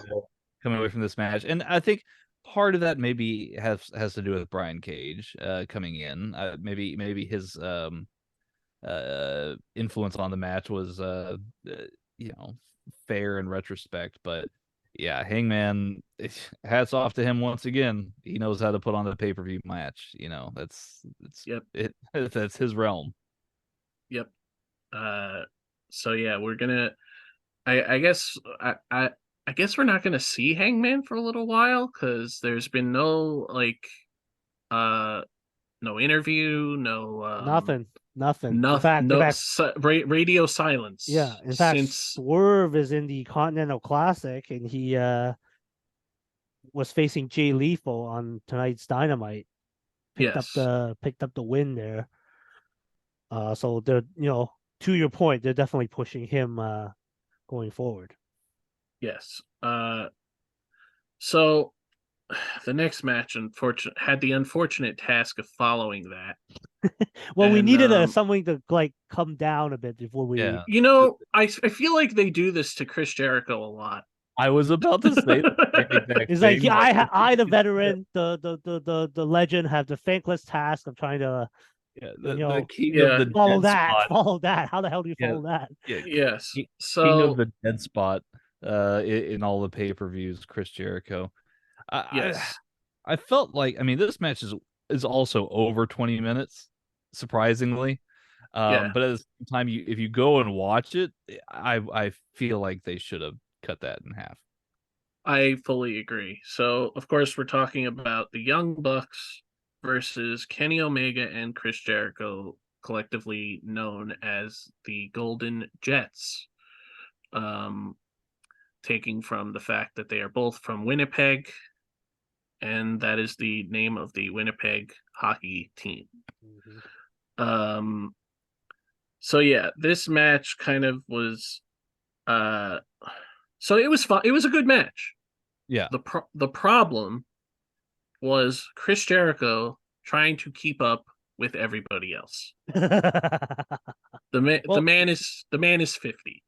and I think that there's probably some self pressure from the Young Bucks and Kenny's perspective here as well, probably because they want to go out and have the same kind of barn burner that they've had with They want to Hangman, have that. Cody, or not Cody, but Kota Ibushi. Yeah, You know, they want wanna to have that kind golden of match. lovers match. They want to Yeah, have that golden lovers match. They want to have that Kenny and Hangman match. yeah, But you're not going to have that with Chris Jericho. right. Not at this stage. Chris Jericho, I so Chris Jericho's one of the all-time greats. He's one of my all-time favorite wrestlers. But the man is 50. He can't move like he did in 2003. Anymore. And he really needs to wind it down, I think. And that's again, he doesn't need to be on every pay-per-view. He doesn't need to Sure. be on every Dynamite. He doesn't need to. He could have a limited schedule and still be special. Mm-hmm. And I And feel like this is yeah, probably that run. This is probably that run leading up to him probably starting to take a pause. I mean, especially considering that there's guys that are a lot younger that are around him, and mhm, there's similar kind of things like Danielson saying, "Look, I'm winding down." And Moxley maybe to an extent as well. I think that he feels also that he doesn't need to be in AEW all the time. He does a lot of independent shows too, so yeah. yeah, So you got a this lot this of guys in the match spot. this match was still very fun for what it was, but I mean, of course, you got the Young Bucks like playing all the hits, and Kenny Omega and Chris Jericho kind of like trying to match that, but like because Jericho and Kenny have only teamed like 3 times ever, they don't really have that synergy yet, um, and it just felt like Jericho is trying to do too much when they should have just did a simpler match. But Jericho's doing all the moves that he normally like. He hit the triangle drop kick in this match, which he doesn't do all that often anymore. He hit it pretty clean in this. Um, there was a lot of back and forth action. Um, Jericho was there was the biggest part of the match and became like a factor throughout was Jericho's arm was caught between the ring post and the stairs, Oh and the yeah. and it got stomped, and Mhm, it seemed like he like I don't know if he like cut his arm on that spot, but he cut it on something, mhm, and then it became the target throughout the match, and Jericho was unable to like hold on the walls of Jericho for long periods, and uh do a lot of like other things that he would normally need his arm to do. Like that's his arm where he does the Judas effect, and uh so he had to like pivot, and he was basically like the baby face in peril the whole time, which is weird. Um but there was a point during the match where Nick and Jericho were both down in the ring on the ropes, and Kenny made it seem like he was thinking about hitting Jericho with the V Mm. trigger, mhm. but he uh just did another lap and hit Nick instead. And there was a there was a couple of points where Jericho and Kenny had some like miscommunication. Uh of course, making it, they're doing all the things that you would expect them to do to make it seem like, oh, they're not such a great team, so they can't possibly win this match. But we all knew that they were going to win this match. Um so there's Nick no, Matt does the multiple Northern Light suplex thing, and then he did it to like both of them at the same time. Um Nick uh, Nick hit a nice German suplex on Kenny. Uh there was a few uh points where Jericho was and I lost my spot. Hold on. Jericho has Matt seated in the ropes, hits multiple strikes, a big Hurricane Rana that actually looked pretty good. Because Jericho could still like pull out some of those spots when he doesn't do them all that frequently. Like he doesn't do a top rope Hurricane Rana all the time anymore because he probably can't. Um, but yeah, he there was like that point where like Nick did the Judas effect to like taunt Jericho, and Nick then Jericho hits the BTE, eats the BTE trigger, and actually kicks out, which I don't know if many people have kicked out of that. But Jericho being the one to do it is kind of annoying. um, so the Young Bucks were like surprised that happened, and they go to do the Meltzer driver, but Omega stops it. The Bucks take out Omega again, and the ref gets knocked down. So Jericho hits a low blow. Jericho and Nick are both on the ropes. This is when Kenny did that fake out with the V trigger thing. Omega fires up, hits multiple snapdragons that all look great. Then the Bucks fire up again, and Matt hits Kenny with the one-winged angel. Wow. I remember that. Yeah. Which gets a near fall. I don't think Kenny's never going to lose to his own move. I don't think he would ever let that happen. But nobody kicks out of his one-wing angel, but he kicks out of everybody else's, no matter what. So yeah, this is when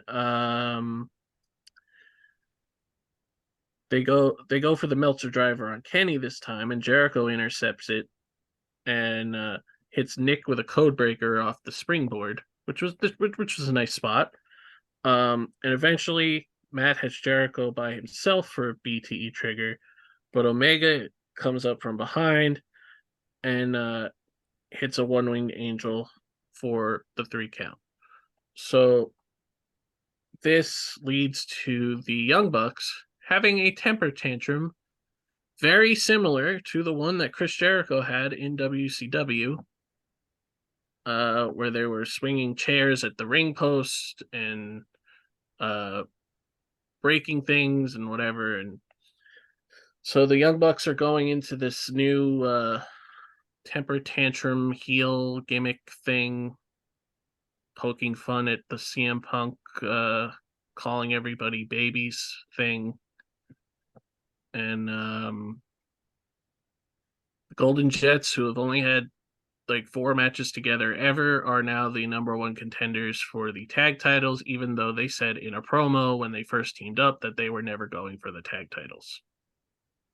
Yeah, well, it's wrestling. Nothing is fluid. Nothing's solid. And yeah, it looks like they're working towards a match between the Golden Jets and Ricky and Bill, because Jericho was on Dynamite. He was jumped backstage by Ricky and Bill, and they did the bit where they injured his arm again. They did the bit Yes. where they basically rammed a storage crate or something into his arm. So Yep. So yeah, they're gonna go into that match probably at World's End, and Jericho will have a quote unquote injured arm.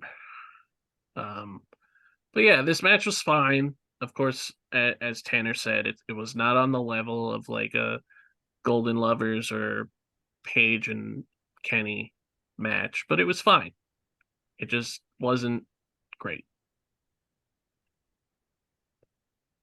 Yeah. So anything else to add about this match, Tanner? No. Again, solid. Nothing. Again, I don't think there was anything overly bad about it, but I do feel like, I think they pressed for a match that I don't think they could have realistically had. Yes. And it was still a very, very good match. I think Jericho did everything that he knew that he could do to I guess spice the matchup. But Yeah. And people found it odd. People found it odd that the Young Bucks didn't just have a tag title match on this show, and that they only had this match because they were upset that Kenny is hanging out with Jericho, which is just stupid. Yeah, true. But Kenny was hanging out with Jericho because they had a common enemy, which was the Callis family, which seems to have died down now. And I think the logic was like, Kenny, you're having trouble. Why don't you call your like actual friends, to help out instead of like, Yeah. relying on this like SOB that you don't like Well, anyway. they were busy winning the ROH 6-man titles when they didn't need to. Well, again, logic is not a logic is not a recurring theme when it comes to wrestling storylines. So yeah. Yeah. So this is Well, going what's to interesting in the post match development is that like they had Brandon Cutler go on Twitter and says, yeah, the Young Buck Matt and Nick will be taking a break right now. Apparently they're gonna be taking a yes. break from Being the Elite, their signature Yes. YouTube show. And Hmm. also it was revealed just I think today I read that the Young Bucks had filed for the trademark KTE Wrestling, which is a acronym for their book Killing the Business that they Ah, released a few years ago. KTB. Yeah. Who the hell knows what these developments are? It could just mean Yes, and anything they also or filed nothing. filed a trademark for Super Dick Party.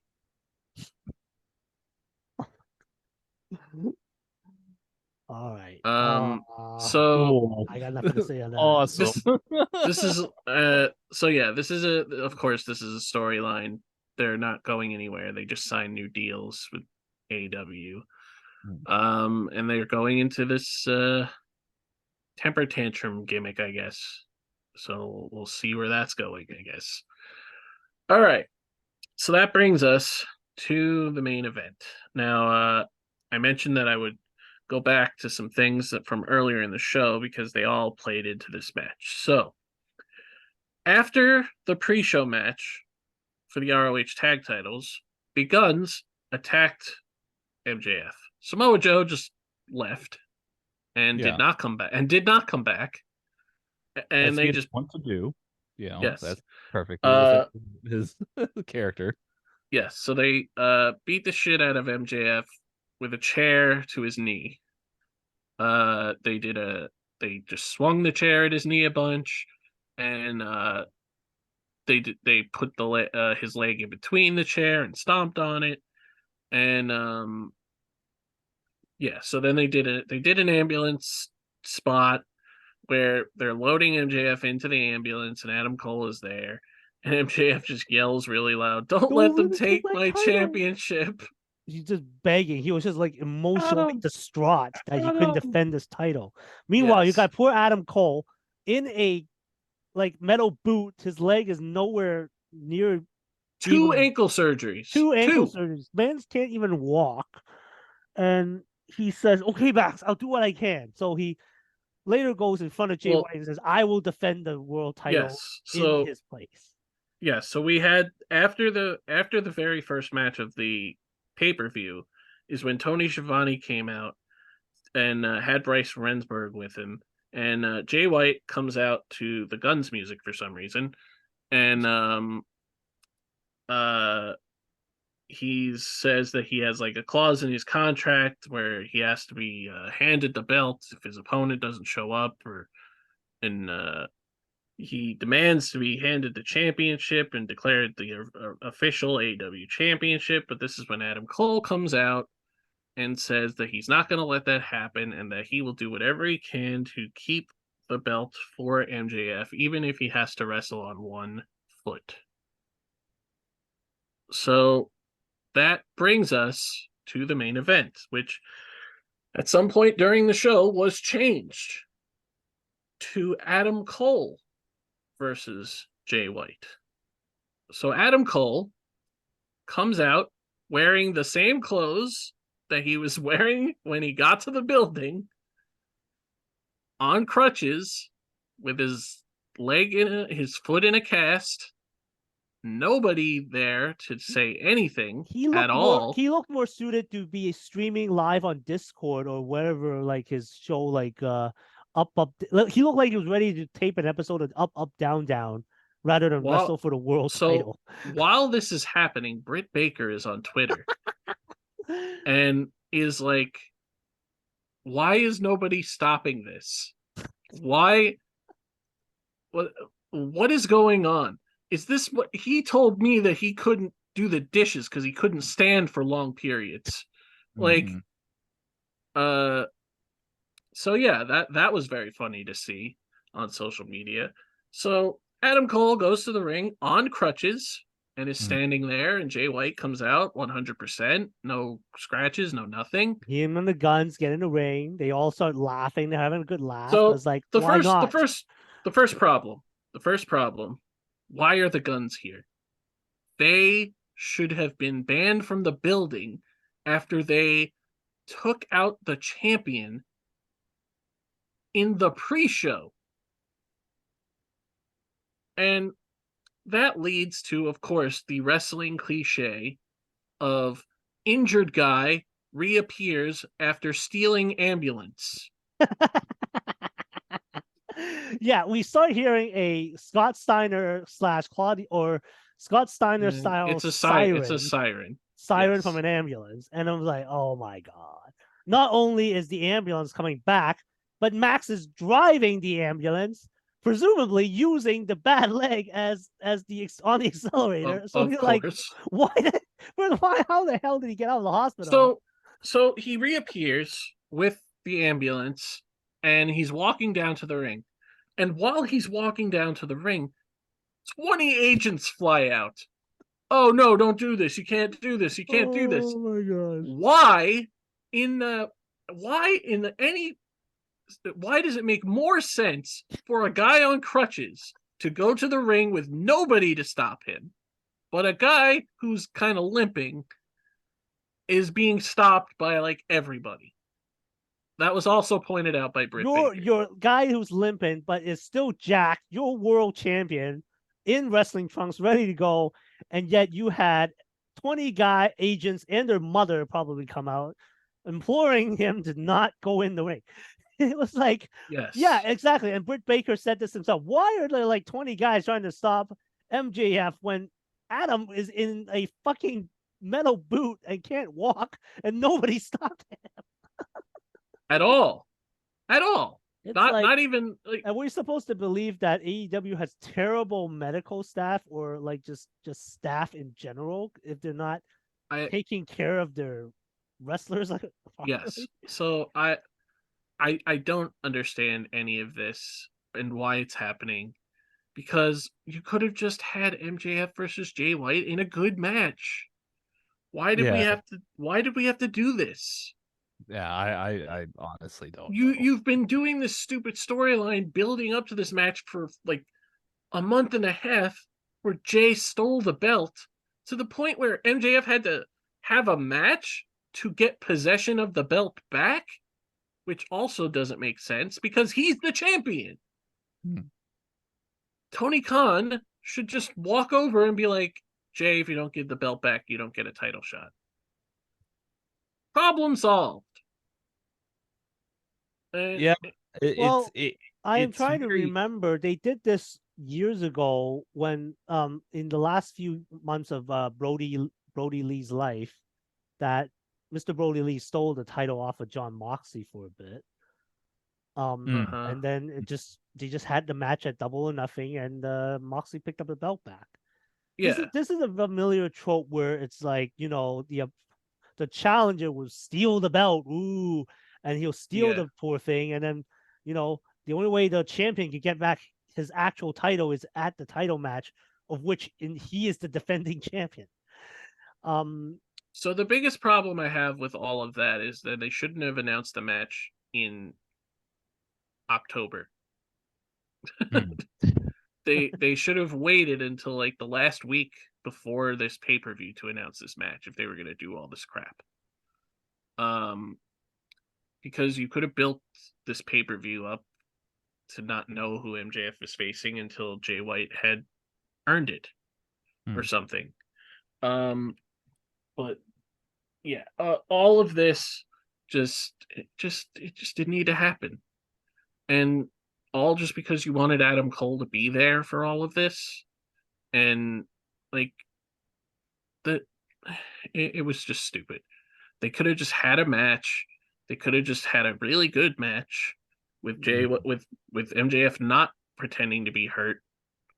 And I mean, the match was fine for what it was, but the story that they were telling was dumb.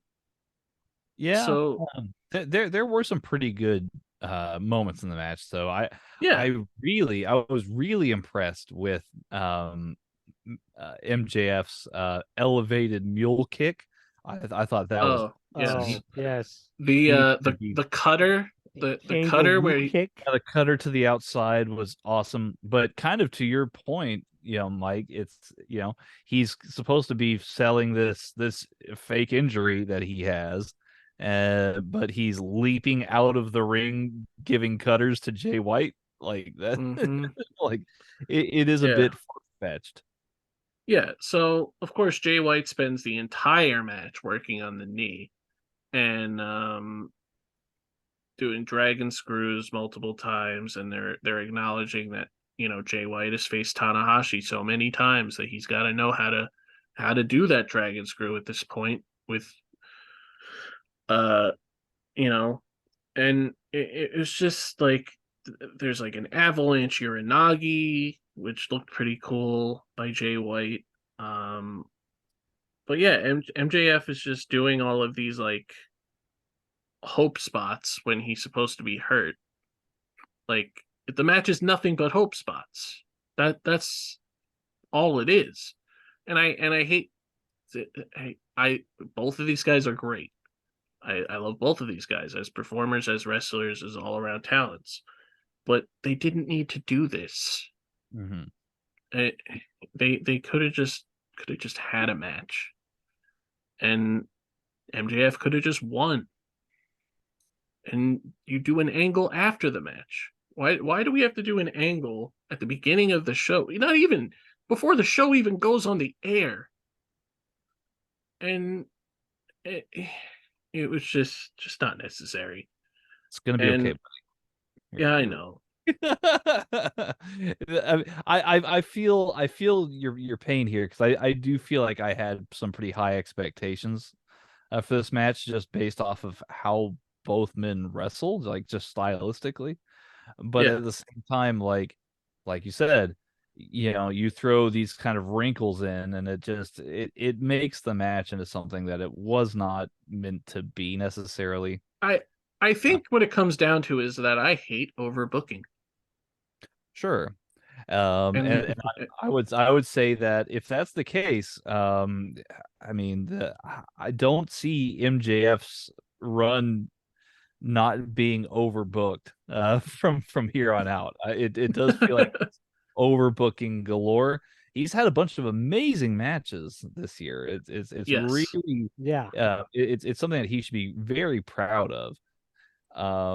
I would say that this one, it might be something a little bit more to forget. I think that what really this is a deeper lying issue is that you have too much going on with MJF. You have well, he's the got like 5 different guys that are gunning for Jay him. Right. White, Okay. Yeah. We just Samoa finished off Joe. Jay White. Now it's Yeah. Samoa Joe at World's End, just announced.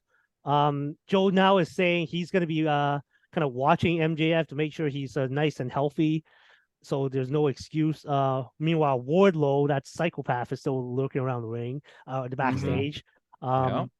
And of course, there's this this devil guy and his minions. We still don't know who the devil guy is, guys. The match No. Well, ended it's with no trending on reveal. Twitter right now. If you care to Speculation check is still it out. rampant that it's either Jack Perry, Jungle Boy, or Britt Baker, or even, if you want to take an outlier guess, CM Punk, as I mentioned earlier. Yeah.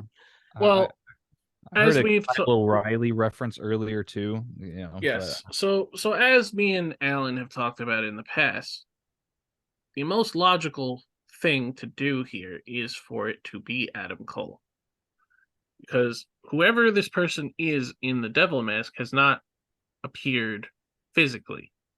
They have only appeared in video.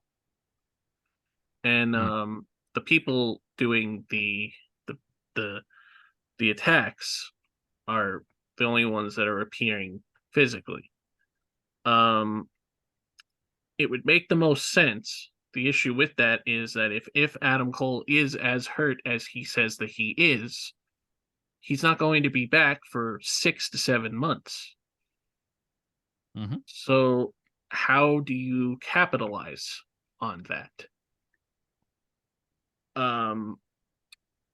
So it's really hard to say because Adam Cole's only been around after injury since the pay-per-view.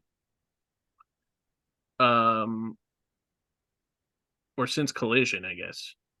But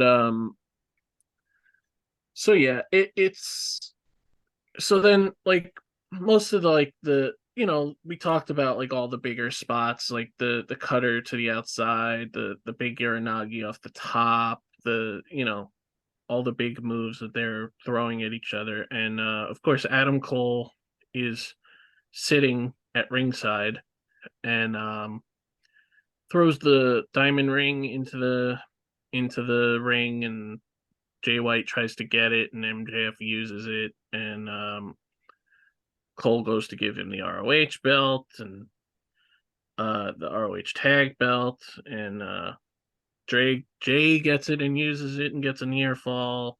Then Jay goes after the leg again, and the ref gets knocked out. That's when the diamond ring is used, and Jay goes to work on the leg some more, gets the ring himself, but MJF hits a low blow because the ref is down, and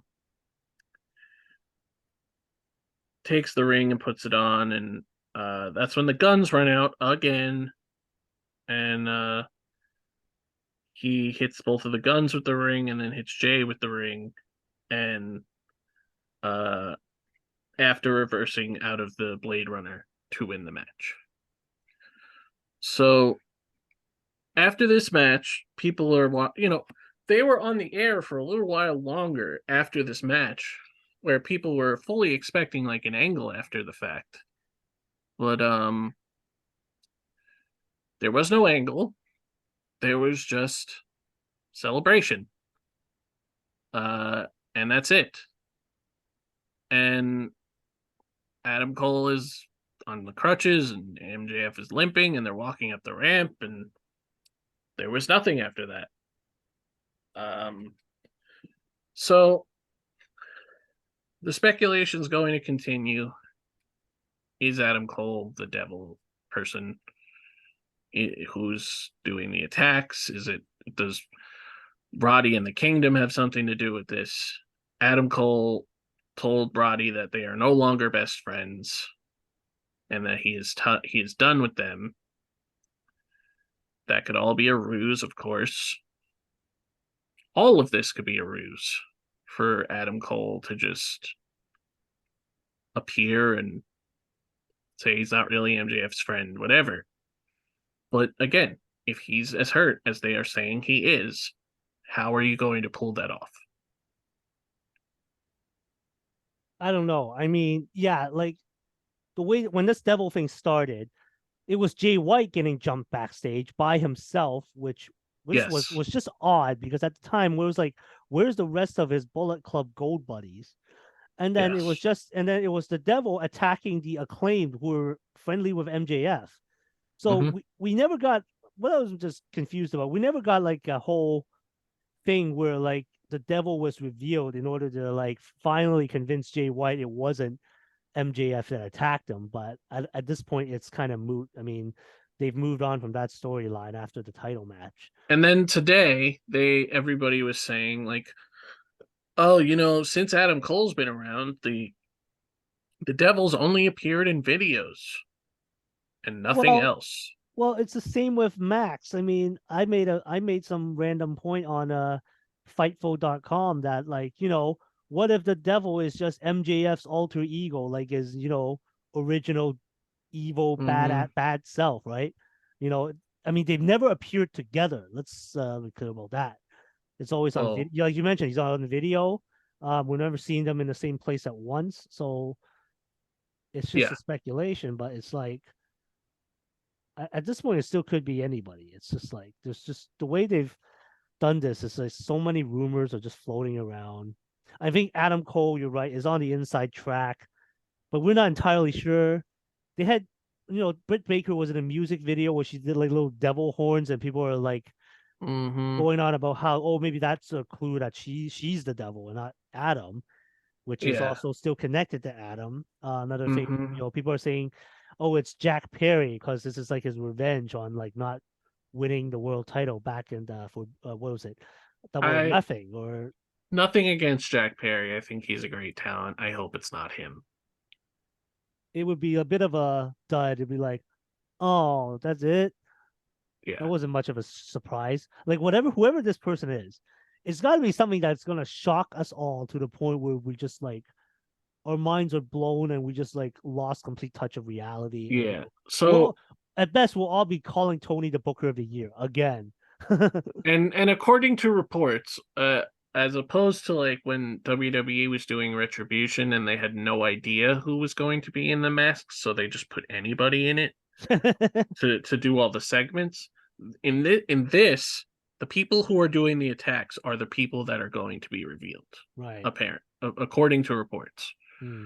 So I I don't know. I mean, we have speculated that it could be Roddy in the Kingdom, it could be Wardlow, it could be anybody. But um and I have a feeling we're probably not going to find out until close to World's End, because World's End is on Long Island. And it, as we've mentioned in the past, is the perfect place for MJF to lose the belt. So, um, yeah. Um, Well, on the plus side, I don't think MJF this. I don't think this would mean MJF is leaving the company. Uh, no. A word is that even WWE officials are convinced that or believe that MJF quietly re-signed his contract with Yes. AEW Well, for and another. people have speculated that for a while, because he kind of has stopped mentioning the quote Yeah, unquote bidding war of yeah, 2024 thing. yeah. And I mean, he's also a babyface, so I guess it doesn't really make much sense for him to talk about that when he's leading the company and pretty much on 90% of all the shows. Um, so yeah. So off of all of that, as we mentioned, great show for what it was. Not the best show, of course. Like, a lot of solid matches with some great matches thrown in there, and then a not so great main event, which should have been great.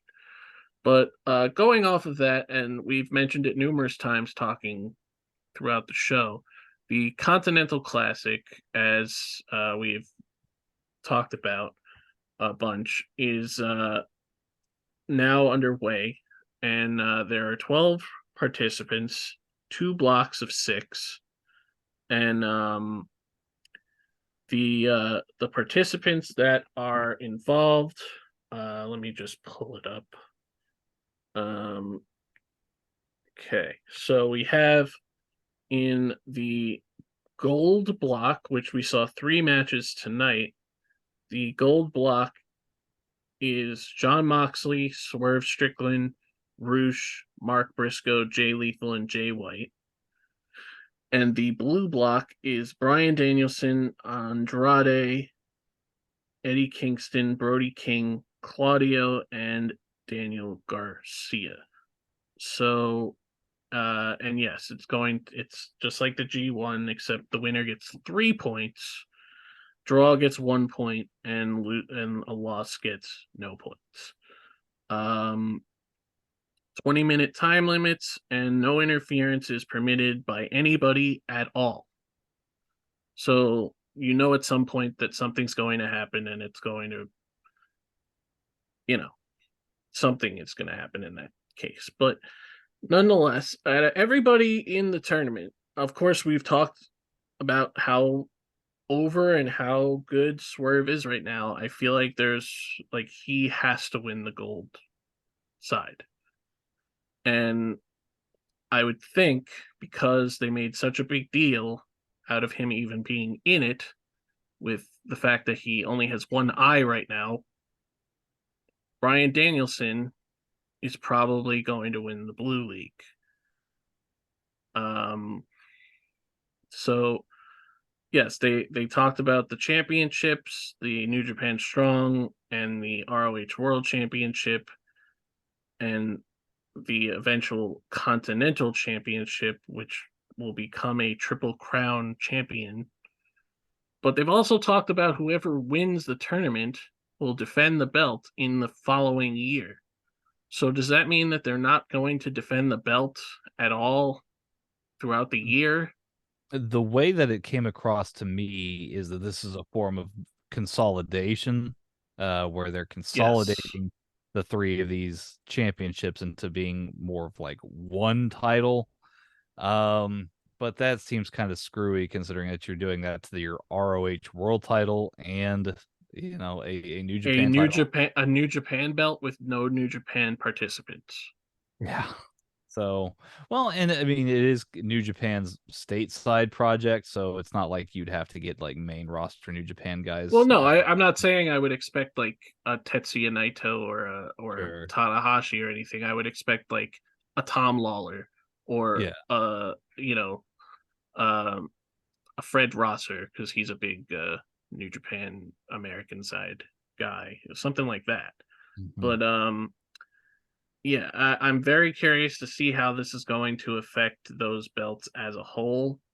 And but we've talked about it a bunch. These are all like fresh matches that we haven't seen either at all or in a long time.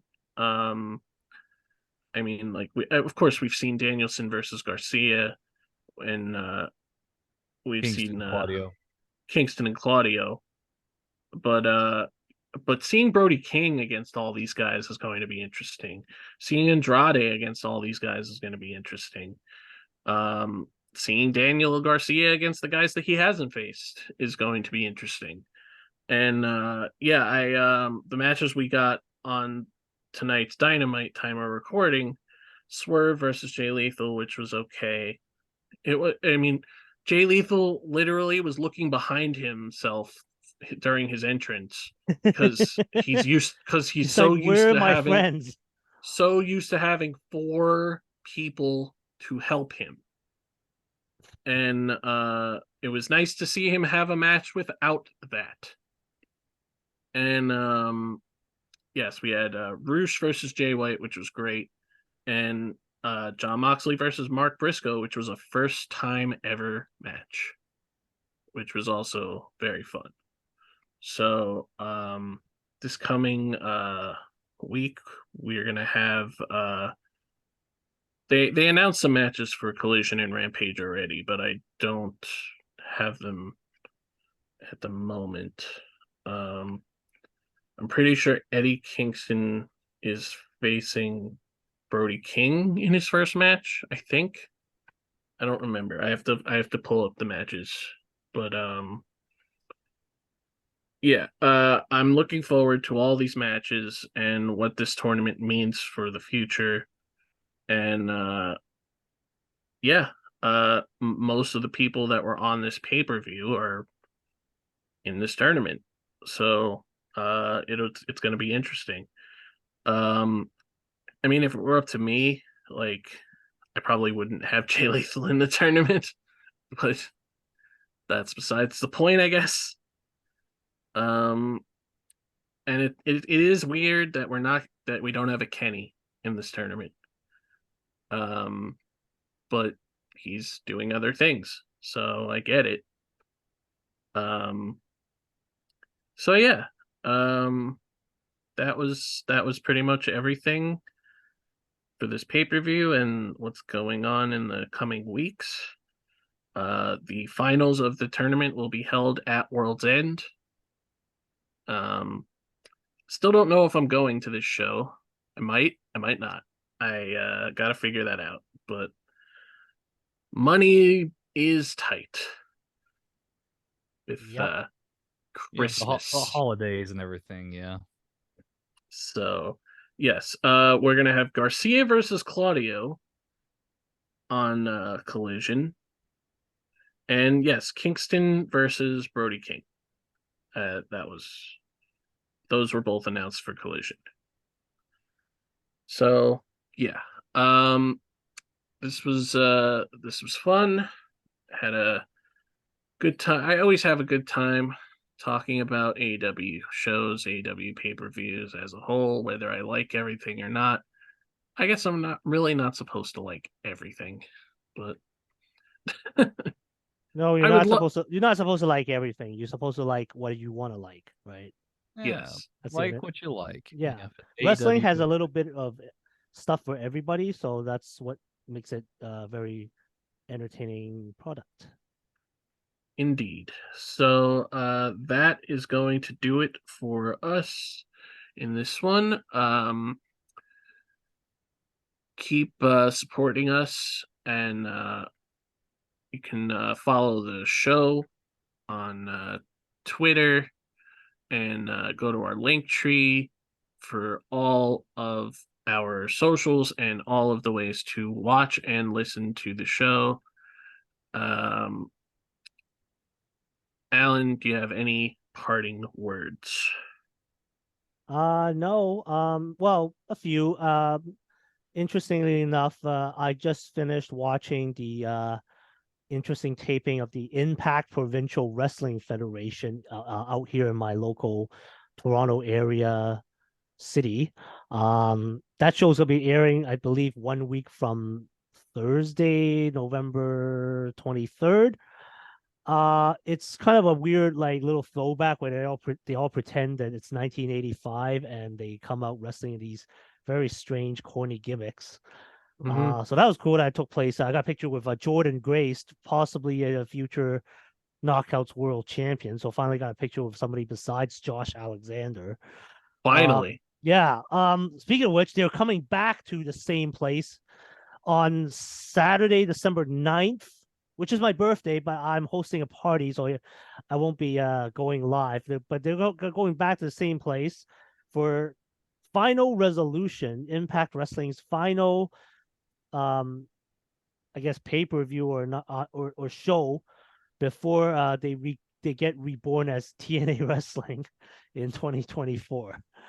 So watching out for that. As of this taping, Survivor Series is this Saturday, but I think they went out of their way very, very hard to try to tell us that a certain native son of the Windy City will not be showing up at Survivor Series. Yeah, Randy Orton is expected to be on Team Cody and Friends, although they didn't actually say his name on Raw, which was very odd for me. Yes, but they immediately put out new merch. So Yes, they did. Oh, there you go. I mean, that's all I got going on. Tanner, Yeah. Just for anybody celebrating Thanksgiving out there, happy Thanksgiving. yeah, this will probably be up after Thanksgiving, but yes, if you're hearing this, Hope you had a nice Thanksgiving. hope you had a nice Thanksgiving. All right, so that is going to do it for us. Watch the wrestling that you want to watch, not the wrestling that people tell you to watch. Just watch whatever you want. Unless That's it's what. good wrestling, you always. I mean, yeah. Unless it's good. All right, so that is it for us, everybody. Thank you. Have a good one. Bye. Bye.